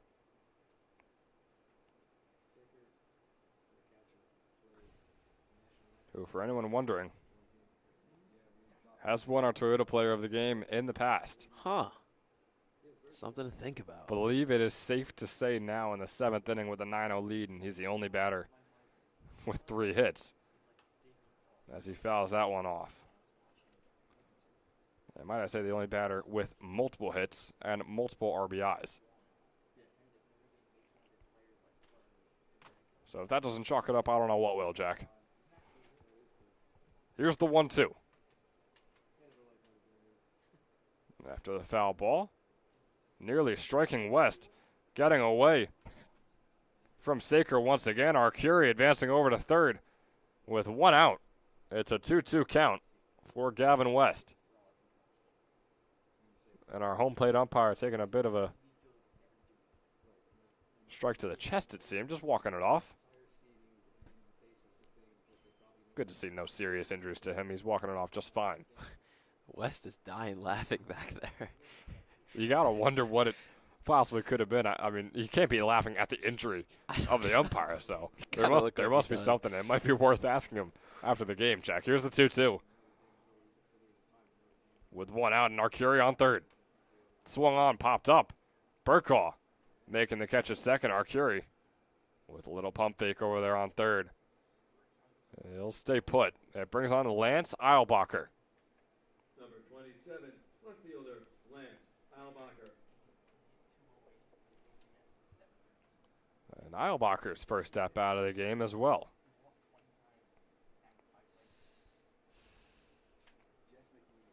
Lance Eilbacher, just a 194 hitter on the 23 games he's played in. He struck out 24 times compared to just 4 walks.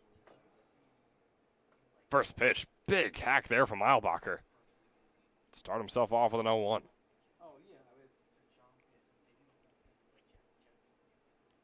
It was a 267 hitter in late June. Now here he is, sub 200. Dodging out of the way of that fastball for the 1-1 count.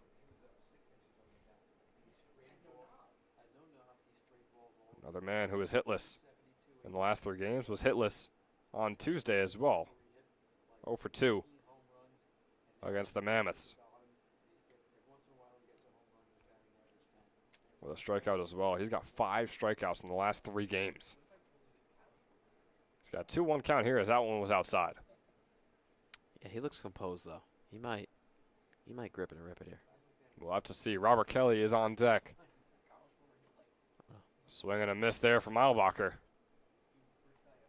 2-1 count. 2-2 count, rather. With 2 outs on the board and Arcuri over there on third. Looking to come home for the 10th run of the game. We'll see if he's able to do it. It all depends on the bat of Eilbacher. 2-2 is in there for the strikeout. Lance Eilbacher can't get Arcuri home. And the 9-0 lead remains heading into the bottom of the 7th. The Trenton Generals have been dominant, but not quite dominant enough to end this one early. We'll see you in the bottom of the 7th.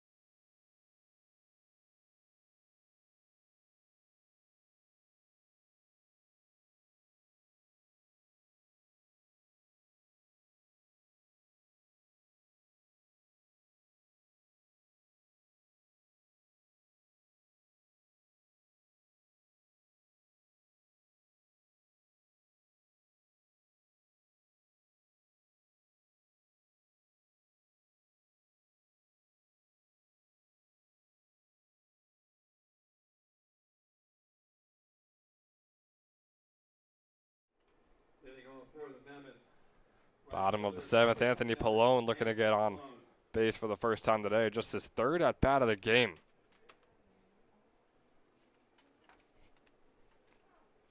Starts off his count with a strike. Mac Mira is back out there. Took him 6 pitches to put away the 1 out he needed to continue the shutout. And boy, is he impressive on the mound. Jack already starting off with an 0-2 count for Pallone. Yeah, he's taking this lefty-lefty matchup. He's taking full advantage of it right now. The breaking ball broke a little too far outside. Bringing up the 1-2. Mira, another Catholic University player who also just wrapped up his freshman season with them alongside the Eilbacher brothers. He threw a little over 13 innings.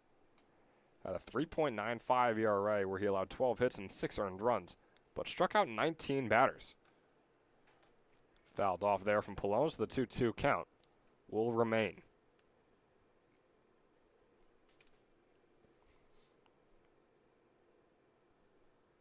And Mac Mira, in his last outing, was June 27th against the South Jersey Kings. As he strikes out Pallone there swinging. So 2 straight outs for Mira. And Jack, might I mention, I know we didn't get to see him in action right there, but it just caught my eye once again. Still no errors out there for the Generals. And really, I mean, I'm sure we could find out, but I don't remember the last time that's been the case. As this one struck on by Schaefer. Can the play be made by Kelly? It can. The throw over from the shortstop Robert Kelly for out number 2 here in the bottom of the 7th. And knowing how fast Schaefer is, that's why I took a little pause just to make sure he really was out at first, because once he gets that ball in play, it's not often that he does get caught out at first.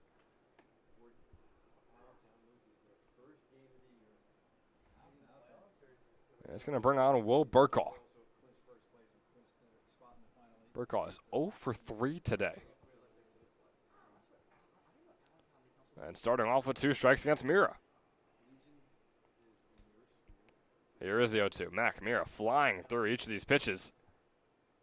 And Burkaw fouls that one off. Nearly got past West and stayed in play. But instead, he comes back. Ben, I don't want to disappoint you, but the last time they had a game where they didn't have an error was July 7th. Ouch. This Saturday. But look, they won convincingly 8-2 against Pocono. Yeah. So it correlates. And the wins correlate with the minimal amount of errors, as Burkaw will get his first hit of the game, just getting over the glove of Robert Kelly out into left field. And finally, for Will Burkaw, his first hit in the past 3 games. First hit in the past 9 at-bats. He started off this game 0 for 3. And talk about 0 for 3. Here's Amir Cornier. Hitless in the past 2 games. Still looking for his first today. Starts off with a strike, as pretty much every single batter has done here today against Mac Mira. Seems as though we've seen the 0-2 count 4 or 5 times now. And there it is again. Swing and a miss from Cornier. Something's up, man. You are the the bearer of slumps, so you can tell what's happening. With Amir Cornier. Yeah. As that one is going to be inside. The throw is a little wild from Soto. And Burkaw will steal second successfully. And I mean, Jack, you are right. As I just mentioned, the past 2 games, he struggled. On July 7th, he was 2 for 4 with that triple. Right, that was a big game. It's the Toyota Player of the Game curse. I mean, we've heard of the Madden curse, the 2K curse, whatever you might think of. It's the Toyota Player of the Game curse. You got a couple games to shake it off. Avoid our interviews at all costs, I suppose. As the 1-2 will remain after that fouled off. That one's fouled off out past the Generals dugout off to the left. The 1-2 with Burkaw on second and 2 outs on the board. For Cornier. Swing and a miss there. And another strikeout on the day for Mac Mira. And boy, what a start it's been for him in relief. 4 up, 3 down here in his first full inning of work. We move on to the top of the 8th, where the Generals once again take their shot at hitting double digits here tonight at Moody Park. They lead 9-0. We'll see you in the top of the 8th.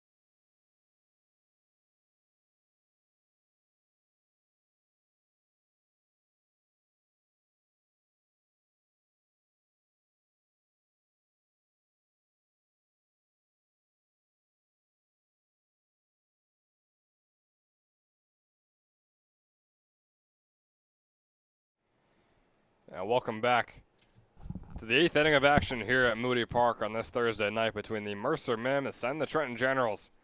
And it has been Generals, Generals, Generals all day long. Robert Kelly is back up at the plate. There's one hit on the day, but he is 1 for 2. He's found his ways of getting on base. Ben, I remember the last time the Generals, or a set of Generals, took over a battle. It's the Battle of Yorktown in the American Revolutionary War to win the war. There you go. I would say that they're doing the same right here. Yeah, I'd say it's the exact same. Nothing different. Here's the 3-0 count on Kelly. He's walked more than once earlier today. Can he do so again? He can. Robert Kelly starting things off, getting on base for his 3rd walk of the day. Ben, if you hypothetically put a chair in the right batter's box, what changes there? Number 1, Mark Elliott. In terms of, like, the batter would sit in the chair? Is that what you're saying? No, just a chair. What would change? Yeah. I think the ball would careen off the chair quite often. That's a pickoff attempt from Coburn. It was unsuccessful. I'm not going to lie, I'm a bit baffled by the analogy we're trying to make here. It's not an analogy. It was just Coburn. Just wasn't even competitive on those 4 pitches. Ah, well, yeah, I suppose so. Yeah. You were only picking up what I was putting down, you know? I don't think I was. It's been a long and eventful day of baseball, Jack. Mark Elliott is a pinch hitter here, a .265 hitter as well. Another pickoff attempt on Kelly, another unsuccessful one. And Elliott at Westchester University the last season he played in 17 games and a .417 average, along with a triple and a homer. The 1-0 count turns into a 2-0.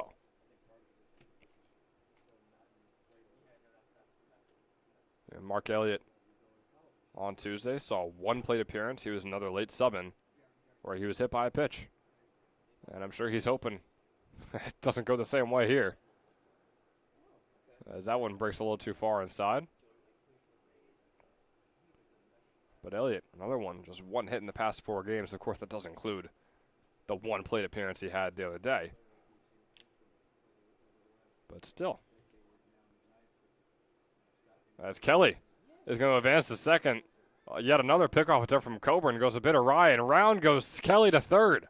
Robert Kelly, just like that, is in scoring position on third base with no outs. And the 3-0 count is still on for Mark Elliott. And Jack, 2 unsuccessful pickoff attempts from Coburn. Why go for a third? I don't know. I don't. There's just. There's not really a threat of him stealing there. You know? It just seems so foolish to keep on trying to get the pickoff when clearly Kelly is not going to get picked off. And instead, you let him go all the way around to third. And now you got runners on the corners after a 4-pitch walk on Mark Elliott. Although that seemed to be the longest 4-pitch walk I think we've ever seen. With what we just said, those 2 unsuccessful pickoff attempts, and then the error on Coburn allowing Kelly to go all the way to third. So 8 pitches for Coburn and 8 balls. It brings on Jake DeClerico. Another sub in. So for 1, a big swing and a miss there. And Jack sort of stepping back as he swung that bat. I mean, what do you think happened there? Is the ball was outside? Yeah, I think he thought it was going to be down the middle or inside, and once he saw it going out, Swing on once again. It's a little chopper that is going to be in play. And just like that, Robert Kelly comes home. Jake DeClerico. That one looked like a foul ball off his foot, but instead it was in play the whole time. Just bounced extremely high, about 3 or 4 feet ahead of home plate. And just like that, the Generals have their 10th run of the game. I don't know if you saw what I saw, but Coburn actually tagged Saker thinking it was. Oh, boy. Yeah. That's rough. That is always rough. Yeah, thinking it was Kelly. Well, here we are. Now runners on first and second. With DeClerico on first, Elliott on second. It's Logan Albacker back up at the plate. He fouls off his first pitch.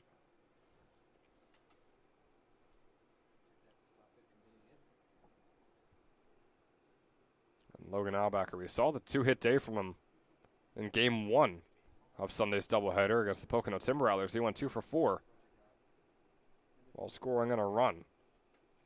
We thought that might have sparked something, and then these past 2 games, he's been hitless. So Ben, usually when you're, up by 1 run, 2 run, and you're late in the game and you put up a run, you call it insurance. What would you call this when you're up 10-0 and threatening for the Mercy rule? Oh boy. Because I got a good one. Do you want me to guess for a little bit? Yeah. Well, no, just give me one guess. Well, real quick, is a no 2 count on Logan Albacker. It has nothing to do with baseball, though. Well, I figured so. 0-2. Both runners taking off, and they will both be successful with their stolen bases on third and second. Elliott on third, DeClerico on second, 2 in scoring position with Logan Albacker still up at the plate. Oh, boy. I couldn't tell you. Hospice care insurance? I have no idea. I was thinking something way different. Go ahead. I was thinking your second plate at Thanksgiving. You're already filled up from your first, and you go out there, get your second. Right. Keep adding on. Do they sell insurance for overeating? No, I don't know. I wasn't thinking anything in the insurance part. You said insurance, so that's why I was thinking, what other type of health insurance? Is that wild? Pitch is going to go wide. No one will advance. And Jack, thoughts on that? That went all the way back towards the fence. But Elliott's still over there on third, and DeClerico's still on second.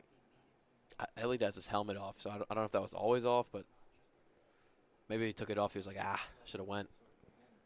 Well, again, you got Mike Coryell standing right next to him. I imagine it was all on Coach Coryell with the decision right there. It's a full count, though, here for Logan Albacker.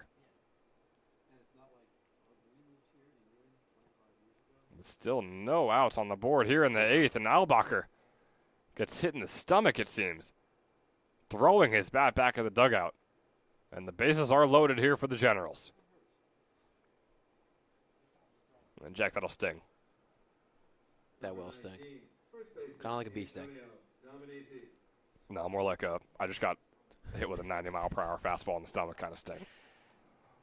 How many times have you felt that? Never, actually. I'm proud to say never. Gotten hit with baseballs, but none of them have ever been at 90 miles per hour. Luckily for me.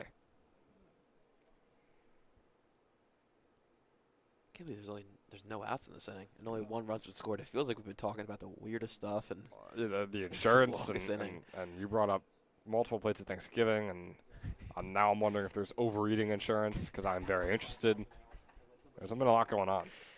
And just Burkall is just sitting down in a squat right now. Burkall has been relaxing this entire game. Small sample size, though. Small sample size. Dominici up at the plate. He's 1 for 4 today. And his 5th at bat. He's going to start things off with a breaking ball outside for strike number 1. 10-0 lead for the Trenton Generals.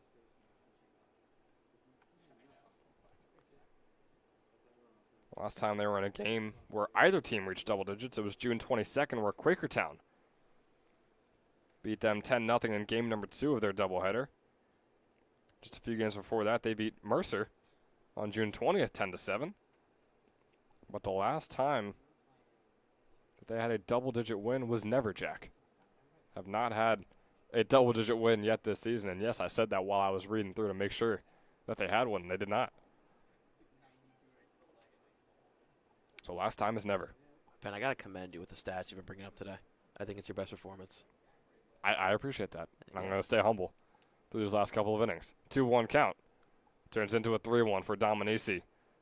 Coburn now 20 pitches in the 8th inning alone. 43 so far on the game. Still just his 3rd inning of work, too. And he walks yet another batter. And another run will come in for the Generals. Their 11th here today. There's that second plate, Ben. That's the second plate right there. Yeah. What do you think was on that second plate? Just a couple turkeys. Not too many, like one turkey. A couple slice. turkeys? Oh, okay. Like one turkey slice. Nothing too big. Yeah. A turkey or two. Coburn still over there on the mound. Soto will be up at the plate. Coach Coryell is checking on his base runner and also first baseman Logan Albacher. He'll be having Mac Mira be the pinch runner for him over there on second base. Not something you see every day, Jack. Well, that makes sense because Albacher's the designated hitter. So. That is true. So they just swap in and out for each other. Yeah. Pinch running for the Generals, number 6, Mac Mira. I'll tell you one thing. He's not going to take this moment for granted. No, he's going to make the most of it. Yeah. Soto up at the plate. First pitch is low. You can see the umpire behind the plate getting a little frustrated. Hands on the hips. He's shaking his head after every single ball. I don't know how happy he is to still be here. I'm happy. He's got a 1-0 count. Coburn once again. It was inside. Soto dodged out of the way of it. You see the little look of shock that he just gave. And I think it was the same for us up here. But, hey, 1-1 count now. The base is loaded and no outs on the board. And that one's outside, way outside from Coburn as well. But Saker able to get behind it. A reminder, bases are loaded. We've already seen one wild pitch bring in a run. Don't want to see multiple in the same inning. It's a 2-1 count now for Soto.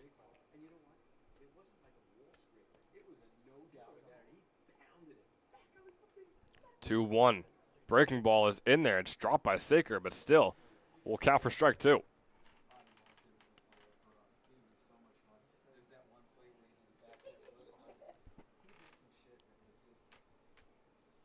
Double play would be magnificent right now for the Mammoths, just to put a couple outs on the board after what has been an extremely long top of the 8th. 2-2. It is fly out. And foul. Out past right field. And you can tell Coburn's trying to hit the lower part of the zone so we can get a rollover here. And the middle fielders are definitely playing double play depth. They are deep back there. No one warming up for the Mammoths as that fastball is outside, bringing up yet another full count here. Yeah, this is they might just somehow throw a position player in there and say, hey, just throw it down the middle, we'll get outs. Kind of like if you went out there. And all right, that was a little uncalled for. I was gonna. We talked about this before. I was gonna give some analysis on what you just said, but no, just call me out for my athletic ability. That was a hard grounder, gets right over the glove of Coburn, and Burkaw is unable to make the play over there at second. Another run comes in, the 12th of the game for the Generals. And guess what, Jack? The bases are still loaded here in the top of the 8th. Nothing changed, just one run and an error goes on the board. DeClerico comes home. Soto is over there on first off the error. And boy, oh boy, are things getting out of hand here. But, Jack, they spread out the wealth in terms of when they pick and score their runs. In the first, they scored 2. In the second, they scored 4, took a couple innings off. And then in the 5th, they scored 3, took a couple innings off. And here they are in the 8th, scoring another 3. Oh, wow. And Mira is going to take the out at third. The pickoff on third is successful for the first out. And, Jack, I think they just want this game to be over. That or Mira just hasn't ran in a while and just totally forgot to go back. That could be it too, or else he just wants to go back and be like, hey, I'm pitching for 3 more outs after this. Yeah. I don't want to be out here. Or he hasn't ran in a while and he didn't know to go back. That could be that is actually a real possibility. Maybe he was thinking what he would want to see as a pitcher. I wish the third base runner would really take a giant lead so I can pick him off. Pitchers looking out for pitches. You gotta love it. Giuseppe Arcuri is back out there. He's 1 for 1.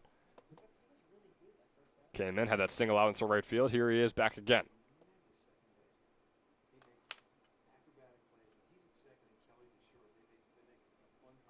No extra base hits all day long for the Generals. That wild pitch will not bring home a runner as Mira got himself out at third. So instead, it'll advance the runner. Soto over to second and Dominici over to third base. Now a 1-1 count for Giuseppe Arcuri, the juice. And that takes Coburn away from getting any double play now, so we're in for a long one. I think we've reached long one. Yeah, we've been in for a long one status here in this. 1-1 is going to strike Arcuri right on the cap. He tosses his bat over his head back at the dugout.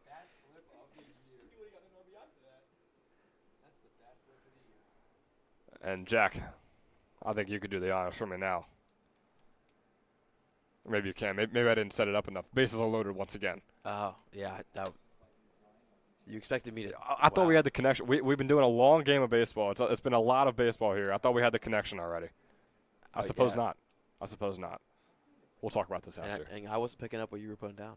You were not. It's happened to me before too. Yeah. You were talking about whatever you were talking about. Oh, the insurance with the 2 plates of food. I wasn't picking up what you were putting down. We got to work on this, man. Yeah. I think we've known each other for far too long. Couples therapy.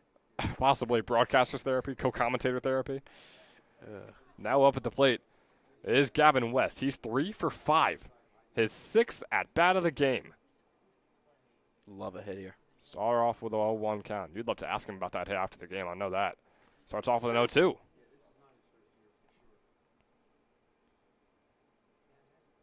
Can he battle back? Got an 0-2 count with an out on the board. Bases loaded here in the top of the 8th. Where the Generals lead 12-0. That one's outside. Continue the at-bat. Trevor Coburn. His 35th pitch of the game, of the inning, I should say, coming up here. His 60th pitch of the game. And just 25 pitches through his first 2 innings. Now here he is with 10 more in his 3rd inning alone. 1-2. Fouled off by West. Smacking the wall here in the press box.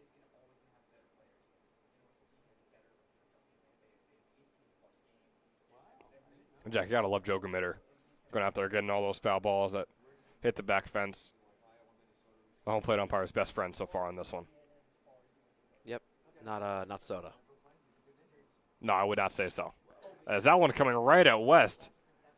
Goes back to the fence. No one will advance. They'll all stay put on their bases. It did not hit Gavin West. I'm sure he's thankful for that. And, hey, maybe if the game was tied or they were down by 1, he would have stood there and taken it. But up by 12, I think we're thinking the same thing, Jack. You made the right decision right there. Ball number 2. It's a 2-2 count.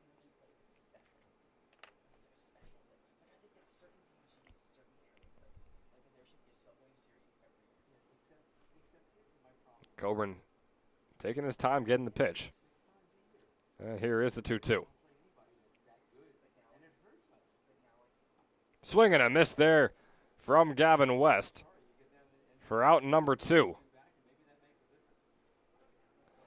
And West is playfully trash-talking Coburn on his way over to the dugout. Both are smiling. Don't know if things are really going to get heated in a 12-0 game, Jack. Yeah, I guess they got to be friends or something for them to be trash talking it. Number 27, left fielder, Lance Eilbacher. It's going to bring on Lance Eilbacher. He struck out in his first at-bat here today. There's 2 outs on the board. Coburn starting him off with a strike. Eilbacher just put the bat down completely. And afterwards is a little angry with the home plate umpire. Of course, also still playful with the 12-0 score on the scoreboard. But that wild pitch is going to be way outside. Great job by Saker. Being able to get a glove behind that. Which makes it not a wild pitch. That is true, but also It was wild. it was very wild. And we've seen a couple wild pitches so far in this inning alone with the bases loaded, and no one has ever come home. Oh, yeah. Once again, Eilbacher stepping off and taking strike 2. I don't blame him on that one. That was probably Coburn's best pitch of his 65. 40 pitches into the inning is Trevor Coburn. Here's the 1-2. Outside once again. Home comes Dominacy. Tack on one more for the Generals. 13-0. Trenton leads the Mammoths. They lost 8-4 on Tuesday and are the 3rd best team in the South, according to record, while the Mammoths are the number 1 squad. Not exactly the score anyone would have expected coming into this one. It's baseball for you. A lot of upsets happen in baseball. Here's the 2-2. Runners on 3rd and 2nd. It's going to hit Eilbacher in the back. And, Jack, I have a theory about Eilbacher's at bat right there. Do you think that the reason he stepped off on both of those strikes was to get an out? No. You don't think Coach Coryell would have him do something like that? I don't think he would take that from. He has 25 strikeouts on the season. Right. Yeah. Had an earlier one here today, too. Gonna bring on Robert Kelly, who starts himself off with a 0-1 count. Coburn is desperate to just get off the field and forget this Thursday night. That is for sure. Kelly's 1 for 2 with 3 walks on the night. There goes Joe Gamitter, grabbing another foul ball. What a guy. 0-2 count now for Kelly. 2 outs, and the bases loaded.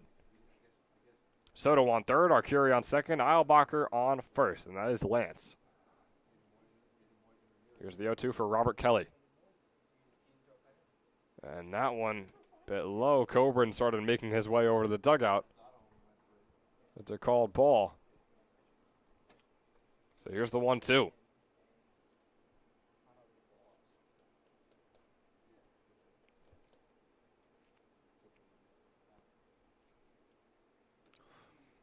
And that fastball once again will get away from Saker. Home comes Soto. 14 runs. The second most for the Generals this entire season. And Jack, I don't know if you remember, but the Generals won against the Kings back on June 12th, 17-15. Do you think they could reach that once again here today? Yeah, I think the Mammoths could get there. The Mammoths could reach 17 runs. Yeah. Nice, you're hilarious. But right there, we will get the strikeout. Jack distracting me with his horrendous jokes. But regardless, 3 outs are had in the top of the 8th. We're heading into the bottom. And unless the Mammoths can score 4, or rather 5 runs, it'll end this one early. In terms of early innings, will not be an early night for either of these teams or for us. But it's been some great baseball we've been able to watch from the Trenton Generals.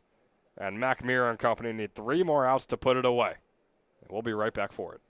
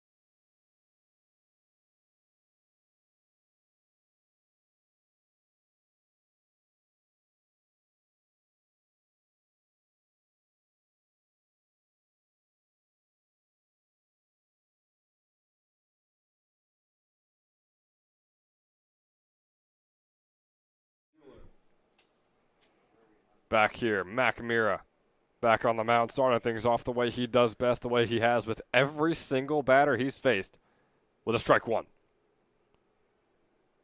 Facing off against Tim Schuler. His first at-bat of the game, subbing into this one. He was over at first base. Now with a 1-1 count. Make that a 2-1, that fastball inside. Jack nearing the 3-hour mark here in this one. This might just be our longest game that we've called so far here in the ECCBL, as that one is swung on and missed for a 2-2. This is the longest game we have called. You have actually called the 3-hour, 20-minute game. You're right. I'm surprised you remember that, and I don't. Well, that one's fouled off. I did text you that night. I said, how was the game? Knowing that it was a 3-hour, 20-minute game. Right. Yeah. How kind. It was all out of heart. It was all out of love, you know? So here is the 2-2 count. after that one's fouled off. That one will be flown out right center field. DeClerico was running it down, could not make the catch, so around will go Schuler to second. Tim Schuler with the single and getting to second on an error or possibly a double. I think it's clean. It'll be figured out. Yeah. So instead we'll give the double to Tim Schuler on his first at-bat of the game. And Jack, with one at-bat, Tim Schuler has more extra base hits than the entire Trenton Generals team. Oh, wow. That's Ben, that's what I'm talking about, man. The stats. You're on. I just think it's very impressive seeing 14 runs on the board, all because of hit by pitches, walks, and singles. That's very fascinating.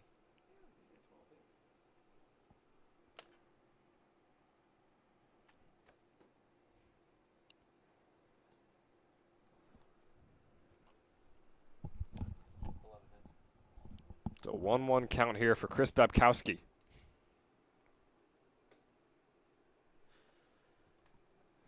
That pitch is high, making a 3-0. McMira looking to hone it in here.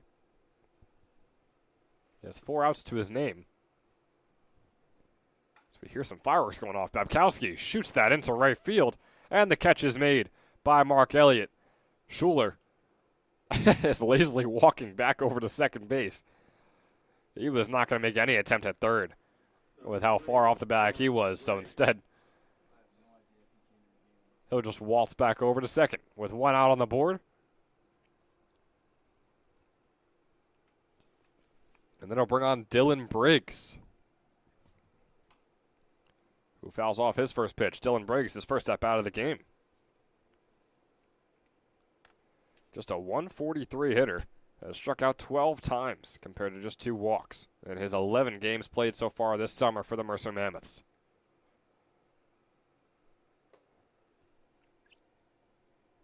TJ Magliozzo on deck. He starts off with a 1-1 count. Swung and a miss, makes it a 1-2.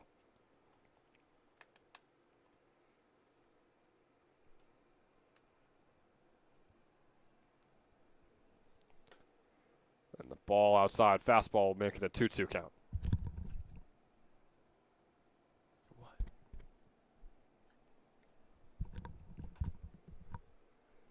And Briggs will ground this one over to Arcuri, the second baseman, who makes the throw to first for out number 2. 1 more to go with Schuler over there on third.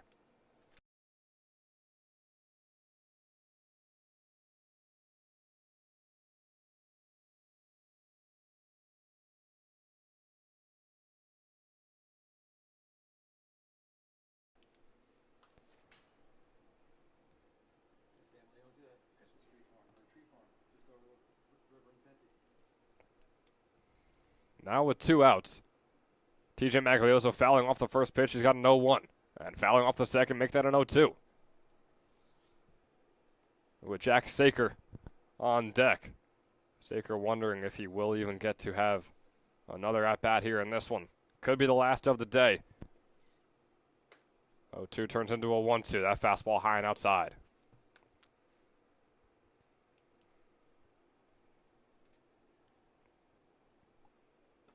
1-2 turns into a 2-2. Fastball inside. So McMira once again starts the batter off with a 0-2 count, and once again, a few pitches later, we're still in that at-bat. But that fastball will catch the inside corner for strike 3, and the third out here in this one. The Trenton Generals, a 3-hour game is put to bed, where they take a 14-0 win over the Mercer Mammoths, the number 1 team in the South Division here in the ECCBL. And Ben, I think it's time to finally announce what's never happened before. Go ahead. Do the honors. Gavin West, the first time ever, a 2-time Toyota Player of the Game winner tonight, winning it, going 3 for 6, 2 runs, and 2 RBIs. And Jack, all those conversations in the past, we mentioned winning a World Series is easier than winning 2 straight Toyota Player of the Games in one season. Winning an NBA championship, an NFL Super Bowl. Gavin West has done the impossible here at Moody Park. We'll get that interview with him. Make sure to check out Jersey Baseball Nation on Instagram to see Jack's interview with Gavin West in just a few moments, where we'll be recording that. The Generals take their largest win of the season with a 14-0 shutout over the Mercer Mammoths. For John Calavita, who joined us earlier today and will be with us on Saturday or Sunday, depending on the weather, for our weekend double header. He'll be joining me for those games, but it was Jack Kemmler and myself finishing off this game for you.